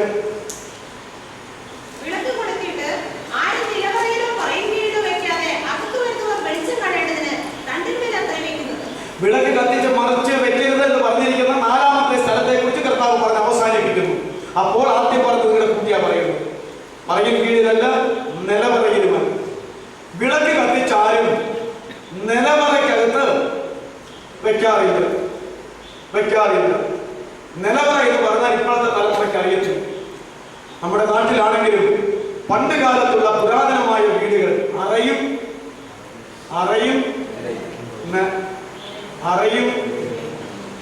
താഴെയുള്ളതിനല്ലേ നിലവറ എന്ന് പറയുന്നത്. മണ്ണിന് താഴെയുള്ള അറയും നിലവറയും ഉണ്ടായിരുന്നു. ആ പഴയ വീട്ടിൽ ഞങ്ങളിപ്പോൾ താമസിക്കുന്ന വീട്ടിൽ അത് ഉണ്ടായിരുന്ന ലക്ഷണം. പിന്നീട് അത് മേക്കപ്പ് ചെയ്ത് അറയും കളഞ്ഞു നിലവറയും കളഞ്ഞു. 10-20 കൊല്ലം പഴയമുള്ള വീട്ടിലാണ് ഞങ്ങളിവിടെ താമസിക്കുന്നത്. അപ്പൊ അങ്ങനെയുള്ള വീടില് അറയും നിലവറയുമുണ്ട്. അപ്പോ അതാണ് ഈ നിലവറ എന്ന് പറയുന്നത്. ഗുഹ പോലെ ഉള്ള, അതിന്റെ പുറകിൽ എവിടുന്നോ ഗോവണി പോലെ മൂടി മാറ്റിയിട്ട് ഇറങ്ങി അകത്ത് ചെല്ലാവുന്ന സംഗതികളുണ്ട്. അങ്ങനെയുള്ള വീടുകൾ പാലശ്ശേരിയിൽ ഇഷ്ടം പോലെ ഉണ്ടായിരുന്നു, അറയും നിലവറയും. അതുകൊണ്ടാ പ്രാർത്ഥിക്കുമ്പോ ആരും കാണാതെ അറിയാതെ അറയ്ക്കകത്ത് കടന്ന് വാതിലടയ്ക്കാനൊക്കെ പറഞ്ഞത്. അപ്പൊ അറ അവിടുത്തെ ആ പെരയുടെ രീതിയാണ്, നിലവറയും അവിടുത്തെ ആ പെരയുടെ രീതിയാണ് പാലശ്ശേരിയിൽ. നമ്മുടെ നാട്ടിലുള്ളതുപോലെ ആയിരുന്നു എന്ന് എനിക്കറിയത്തില്ല. നമ്മുടെ നാട്ടിലും ആദ്യകാലങ്ങളിൽ എന്റെ മൂത്ത പെങ്ങളെ കല്യാണം കഴിച്ച് കുത്താകുളം കോഴിപ്പള്ളിയുടെ വീട്ടിൽ അറയും നിലവറയും ഉണ്ടായിരുന്നു. ഇന്നും ആ വീട് അങ്ങനെ തന്നെയുണ്ട്. അപ്പോ ഇതായിരുന്നു സ്ഥിതി. ഈ വിളക്കെല്ലാം കത്തിച്ചിട്ട് എവിടെയാ ഇവിടെ വല്ലതും കൊണ്ടുവയ്ക്കുമോ? അങ്ങോട്ട് സാധാരണ ആരും ഇറങ്ങി പോകാറില്ല. അതിന്റെ ഉപയോഗങ്ങളൊക്കെ പറഞ്ഞാൽ ഞാൻ കേട്ടറിഞ്ഞിട്ടുള്ളതൊക്കെ പറയാം. പണ്ട് കാലത്തുള്ള സ്വർണവും വെള്ളിയും അങ്ങനെയുള്ള സംഗതികളൊക്കെ കൊണ്ടുവന്ന് സൂക്ഷിച്ചു വെക്കുന്ന എവിടെയാ? നിലവറയിൽ. ചിലപ്പോൾ മണ്ണ് അവിടെ താത്തിയിട്ട് അതിനകത്തിട്ട് മൂടിയിടൊക്കെ വയ്ക്കും. നിധി എന്നൊക്കെ പറയുന്ന പോലെ പിന്നെ കണ്ടുകിട്ടുന്നത് അത് വെക്കുമായിരുന്നു. അങ്ങനെ വിലപിടിപ്പുള്ള ചില സാധനങ്ങൾ അവിടെ വെക്കുമായിരുന്നു, സൂക്ഷിച്ചു വെക്കുമായിരുന്നു. അവിടെ ആർക്കും പ്രവേശനമില്ല. മിക്കവാറും ആ വീട്ടിലെ കാരണവന്മാർ മാത്രമേ അതിനകത്ത് ഇറങ്ങാവുള്ളൂ. അതൊക്കെ വലിയ പൂജാവസ്തു പോലെയൊക്കെയാണ്. അറയുടെ അവിടെ വിളക്കൊക്കെ കത്തിക്കുകയും ഒക്കെ ചെയ്യുന്ന അവരവരുടെ മതാചാര പ്രകാരമുള്ള കർമ്മങ്ങളൊക്കെ ചെയ്യുന്ന സിസ്റ്റമൊക്കെ ഉണ്ടായിരുന്നു. അപ്പൊ ഇങ്ങനെ ഉള്ള സാധനങ്ങൾ സൂക്ഷിച്ചു വെക്കുന്ന ഒരു സ്ഥലം. പിന്നെ ഞാൻ കേട്ടിട്ടുണ്ട് മസൂരി എന്ന് പറയുന്ന ഒരു രോഗം പണ്ട് കാലത്ത് വരുമ്പോൾ ചികിത്സയില്ലായിരുന്നു. ചികിത്സയിൽ നിന്ന് മാത്രമല്ല, അതെന്തോ ദൈവത്തിന്റെ ശാപവും പൈശാചികമായ രോഗമോ എന്നുള്ള വിധി കൽപ്പിച്ചിട്ട് ആരും അടുക്കത്തില്ല, നോക്കത്തില്ല, ശുശ്രൂഷിക്കത്തില്ല, ബന്ധം വിച്ഛേദിക്കും. അങ്ങനെ വരുമ്പോൾ മിക്കവാറും ആളുകൾ മരിച്ചു പോകുമ്പോൾ ആളുകൾ തന്നെ ഇങ്ങനെയുള്ളവരെ എവിടെ എടുത്തുകൊണ്ട് പോയി കുഴികുത്തി അടക്കാൻ ആരും കൂടത്തില്ല. കമ്പുകൾ കൊണ്ട് ഈ മൃതശരീരത്തെ തട്ടി നിലവറയുടെ അവിടെ കൊണ്ടുവന്ന് അതിനെ മൂടി തുറന്നിട്ട് ഇതിനകത്തേക്ക് തട്ടി ഇട്ടിട്ട് പറമ്പിൽ നിന്ന് മണ്ണ് കിളച്ച് കൊണ്ടുവന്ന് ഇട്ട് അവിടെ മൂടുമായിരുന്നു എന്ന് ഞാൻ പറഞ്ഞു കേട്ടിട്ടുണ്ട്. സംഭവിച്ചിട്ടുള്ള കാര്യമാണ് ഒരു കാലത്ത്. അപ്പൊ ആ സ്ഥലം എന്നതാ പൊന്നും വെള്ളി സൂക്ഷിച്ചു വെക്കുന്നതൊക്കെ തന്നെ എന്താ ഇപ്രകാരമുള്ള മാറാത്ത രോഗത്താലും തീരാത്ത വ്യാധികളാലും മരിച്ചു പോകുന്ന ആ നികൃഷ്ടമായ ആളുകളെ അവിടെ ആരും സഹായമില്ലാതെ വരുമ്പോൾ ഇങ്ങനെ അടയ്ക്കുന്ന രംഗങ്ങൾ ഉണ്ടായിരുന്നു എന്ന് കേട്ടിട്ടുണ്ട്. പിന്നെ പറഞ്ഞാൽ സാൻമാർഗിക നിലവാരം തകർന്ന കുടുംബത്തിൽ, നമ്മുടെ ഭാഷയിൽ മോറൽ സൈഡ് വീക്കാന്നൊക്കെ പറഞ്ഞെങ്കിൽ അറിയാവുന്നു. അങ്ങനെയൊക്കെയുള്ള ആ കുടുംബങ്ങൾ, പുരാതനമായ കുടുംബങ്ങളിൽ നടക്കുന്ന നികൃഷ്ട ജീവിതങ്ങൾക്ക് എന്താ പറയുന്നത്, അസന്മാർഗികമായ ലൈംഗിക ബന്ധങ്ങൾ ഒക്കെ ഉപയോഗിക്കുന്ന ഒരു ഒളിവ് സ്ഥലമാണിത് നിലവർ. അപ്പൊ നിങ്ങൾക്ക് അതിന്റെ കാര്യങ്ങളൊക്കെ ഇപ്പോഴത്തെ അല്ല, പണ്ട് കാലത്തെ കുറെ ആയി കിട്ടി. ഇങ്ങനെയുള്ള നിലവറയ്ക്കകത്ത് കർത്താവ് പറയുകയാണ്, ആശിനാടിനുള്ള ബന്ധത്തിൽ പറയുക, ഇങ്ങനെയുള്ള നിലവറയ്ക്കകത്തല്ല വിളക്ക് കത്തിച്ച് കൊണ്ടുവയ്ക്കേണ്ടത്. അത് അവിടെ വെക്കാനുള്ളതല്ല, അത് അന്യന്മാരെ അത്ര വെക്കേണ്ടത്. അതുകൊണ്ട് എന്തായി പറഞ്ഞത്, ഇത് രഹസ്യഭാവങ്ങളെ സൂക്ഷിക്കണം. മനുഷ്യരുടെ മുമ്പാകെ മാന്യന്മാരായിട്ടും വിശുദ്ധന്മാരായിട്ടും ക്രിസ്ത്യാനികൾ ജീവിക്കും. എന്നാൽ അവരുടെ രഹസ്യ ജീവിതത്തിൽ, രഹസ്യ ഭാവങ്ങളിൽ, രഹസ്യ സ്ഥലങ്ങളിൽ അവർ പരാജയപ്പെട്ടു പോകും. അതുകൊണ്ട് കർത്താവായിരിക്കുന്ന യേശുവിൽ നിന്ന്, ആ വലിയ പ്രകാശത്തിൽ നിന്ന് കത്തിക്കെടുത്തിരിക്കുന്ന വിളക്കുകളാകുന്ന നമ്മൾ നിലവറയിൽ കൊണ്ടുവച്ച് നഷ്ടപ്പെടുത്തി കളയാനുള്ളത്. ഇത്തരം രഹസ്യ പാപങ്ങളിലേക്ക് ഇറങ്ങിത്തിരിക്കാനുള്ളത് അത് ദൈവം മാത്രം അറിയുന്ന പാപങ്ങൾ. ഒരു കുടുംബത്തിലെ അംഗങ്ങൾ പോലും മുഴുവൻ ആളുകളും അറിയാത്ത പാപങ്ങളായിരുന്നു അതൊക്കെ. അതുകൊണ്ട് ഇതിനൊക്കെയുമുള്ള ഒരു ഒളിവിടമാണ് എന്ത്, പുരാതനമായ ഭവനങ്ങളിലെ പാലസ്തീനാട്ടിലെ വീടുകളെ കുറിച്ച് ഇങ്ങനെയൊക്കെ പറഞ്ഞു കേട്ടിട്ടുണ്ട്. ഒരിക്കൽ കർത്താവ് ഇരുന്ന ഭവനത്തിനകത്തേക്ക് ആ തളർവാദ രോഗിയെ കൊണ്ട് കടന്നു വരാൻ, കട്ടിലെ എടുത്തുകൊണ്ട് കടന്നു വരാൻ കഴിയാത്തത് കൊണ്ട് പെരയുടെ മുകളിൽ കയറിയിട്ട് നേർത്തട്ട് നീക്കിയിട്ട് കയറി കെട്ടി കട്ടിലിൽ ആ രോഗിയെ കർത്താവ് നിന്നതിന് മുമ്പിലേക്ക് ഇറങ്ങി. കുഞ്ഞാലും പോലെ കയറി കെട്ടി കട്ടിലിൽ ഇറക്കി കഴിഞ്ഞപ്പോൾ ആളുകളെ കയറ്റി മാറിയത് കർത്താവിന് മുമ്പിൽ ഇരുന്നു. അപ്പൊ തന്നെ ആ തളർവാദ രോഗിയ അവനെ ഏൽപ്പിച്ചു വിട്ടു. അപ്പൊ നോക്കിക്കേ, അങ്ങനെ മേൽത്തട്ടിൽ കയറാവുന്നതും തട്ടുമാറ്റി താഴെ ഇറക്കാവുന്നതുമായിട്ടുള്ള വീഡിയോ ഒക്കെ ആയിരുന്നു വന്നത്. അപ്പൊ നിങ്ങൾക്ക് ആ കാര്യങ്ങൾ മനസ്സിലാക്കി നമുക്ക് ആത്മീയാർത്ഥത്തിലേക്ക് വരാം. അതെ, നമ്മുടെ ക്രിസ്ത്യാനിത്വം, നമ്മുടെ വിശ്വാസം, നമ്മുടെ വിശുദ്ധ ജീവിതം കത്തിച്ച വിളക്കാകുന്ന നമ്മൾ ഓരോരുത്തരും ഇതുപോലെയുള്ള നിലവറയ്ക്ക് തുല്യമായ പാപത്തിൽ, പാപജീവിതത്തിൽ അത് മറച്ചു വെച്ച് നശിപ്പിക്കാനുള്ളതല്ല എന്ന് നമ്മുടെ കർത്താവ് വളരെ വ്യക്തമായി അരുളി ചെയ്തിട്ടുണ്ട്. ചില ഉദാഹരണങ്ങൾ നമുക്ക് നോക്കാം.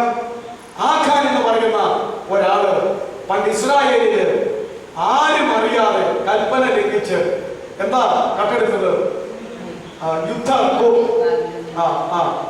ബാബിലോണിയ അങ്കിയും വെള്ളിയും പിന്നെ എന്നതാ സ്വർണവും അല്ലേ, സ്വർണ്ണക്കട്ടിയും വെള്ളിയും ബാബിലോണിയ അങ്കിയും കൊള്ള എടുക്കരുതെന്ന് നിയമം ഉണ്ടായിരുന്നു. ആഖാൻ എന്ന് പറയുന്നവൻ ആരും അറിയാതെ അത് എടുത്തിട്ട് എവിടെ കൊണ്ട് കുഴിച്ചു വെച്ചു, തന്റെ വീട്ടിൽ അകത്ത് കൊണ്ടുവന്ന് കുഴിച്ചു വെച്ചു അല്ലേ. പക്ഷേ അത് ഏത് യുദ്ധത്തിലാ, എറീകോ. പിന്നെ ആയിക്കോട്ട പിടിക്കാൻ പോയപ്പോഴാ വലിയ എറീകോ കൊണ്ട് അത്ഭുതകരമായി ജയിച്ചു. അവർ ദൈവകൽപ്പന അനുസരിച്ചാണ് യുദ്ധം ചെയ്തത്. ചെറിയ ഒരു കോട്ട പിടിക്കാൻ വളരെ ഈസി ആയിട്ട് ചുരുക്കം ആളുകളെ കൊണ്ട് പോയതാണ്. അവിടെ ചെന്നപ്പോൾ ഇസ്രായേൽക്കാര് തോറ്റുപോയി. നീടെ ദൈവത്തോട് കാര്യം ചെയ്തപ്പോഴാണ് പറഞ്ഞ പാളയത്തിനകത്ത് പാപം, അതുകൊണ്ടാണ് തോറ്റുപോയത്. ഗോത്രമായി പരിശോധിച്ചു, കുലമായി പരിശോധിച്ചു അല്ലേ, കുടുംബമായി പരിശോധിച്ചു. ആരെ പിടിച്ചു? സത്യയുടെ കുടുംബം പിടിച്ചു അല്ലേ. ഗോത്രം പിടിച്ചു, കുടുംബം പിടിച്ചു, വ്യക്തിയെ പിടിച്ചു. ആകാരം പിടിച്ചില്ലേ, എന്താ ചെയ്തതെന്ന് ചോദിച്ചു. അപ്പോഴാ പറഞ്ഞത്, ഞാനിങ്ങനെ ഇത്ര സാധനങ്ങൾ ആരും അറിയാതെ എന്റെ വീടിന്റെ അവിടെ കൊണ്ടുവന്ന് മണ്ണിൽ കുഴിച്ചു വെച്ചിട്ടുണ്ട്. പിടിച്ചില്ലേ? പിടിച്ചു. എന്നിട്ട് അവനെ എന്ത് ചെയ്തു? കല്ലെറിഞ്ഞ് കൊന്നു. അവനെ കല്ലും കുട്ടിയെടുത്ത് ഒരു പേര് കൊണ്ടായല്ലോ, ആഖോർ താഴ്വര ഇല്ലേ. നോക്കിക്കേ, ഇതെല്ലാം ദൈവം പിടിക്കപ്പെടും. ഇതെല്ലാം ദൈവത്താൽ പിടിക്കപ്പെടുന്ന ന്യായവിധിയുടെ ഒരു സമയമുണ്ട്. ആഖാൻ അവന്റെ ക്രിസ്ത്യാനിത്വം പഴയ നിയമത്തിലെ ഒരാളാണെങ്കിലും എവിടെ ഒളിച്ചു വെച്ചവനാ?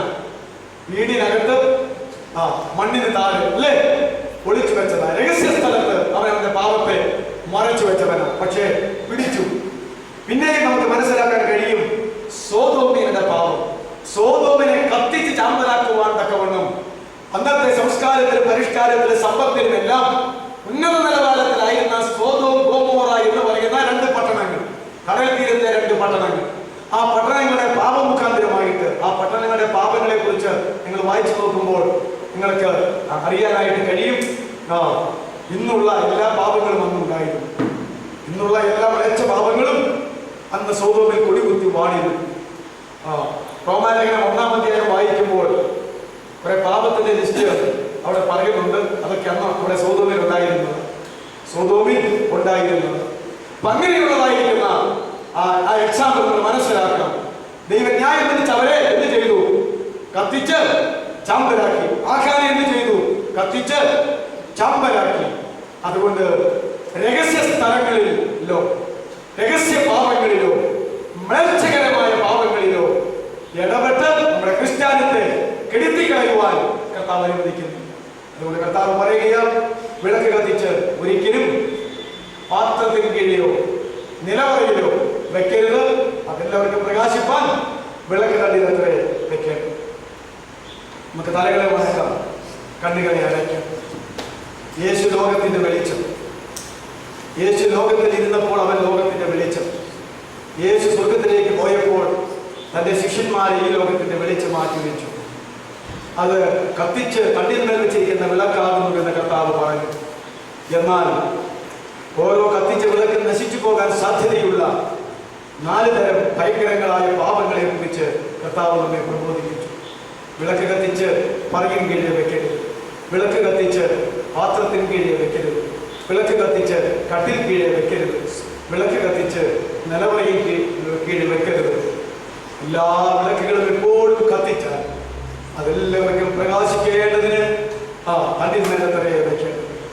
അതുകൊണ്ട് തന്നെ നിങ്ങളും നിങ്ങളുടെ നല്ല ജീവിതത്താൽ, നല്ല പ്രവർത്തനത്താൽ, പ്രവർത്തനത്താൽ ലോകത്തിന്റെ മുമ്പിൽ പ്രകാശിതരായി തീരുവാൻ, ദൈവത്തിന്റെ മക്കളായി തീരുവാൻ നിങ്ങളുടെ നല്ല പ്രവൃത്തികളെ അവരുടെ മുമ്പിൽ ചെയ്യുക. പ്രകാരം കർത്താവ് അരുളിച്ചു.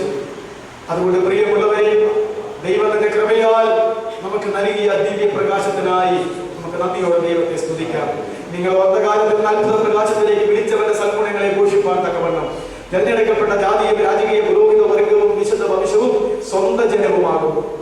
അന്ധകാരത്തിൽ നിന്ന് അത്ഭുത പ്രകാശത്തിലേക്ക് ദൈവം നമ്മെ വിളിച്ചവന്റെ സൽഗുണങ്ങളെ ഘോഷിപ്പാനായിട്ട് 4 തരത്തിലുള്ള പദവികൾ അവൻ നമുക്ക് കൃപയാൽ തന്നിരിക്കുന്നു.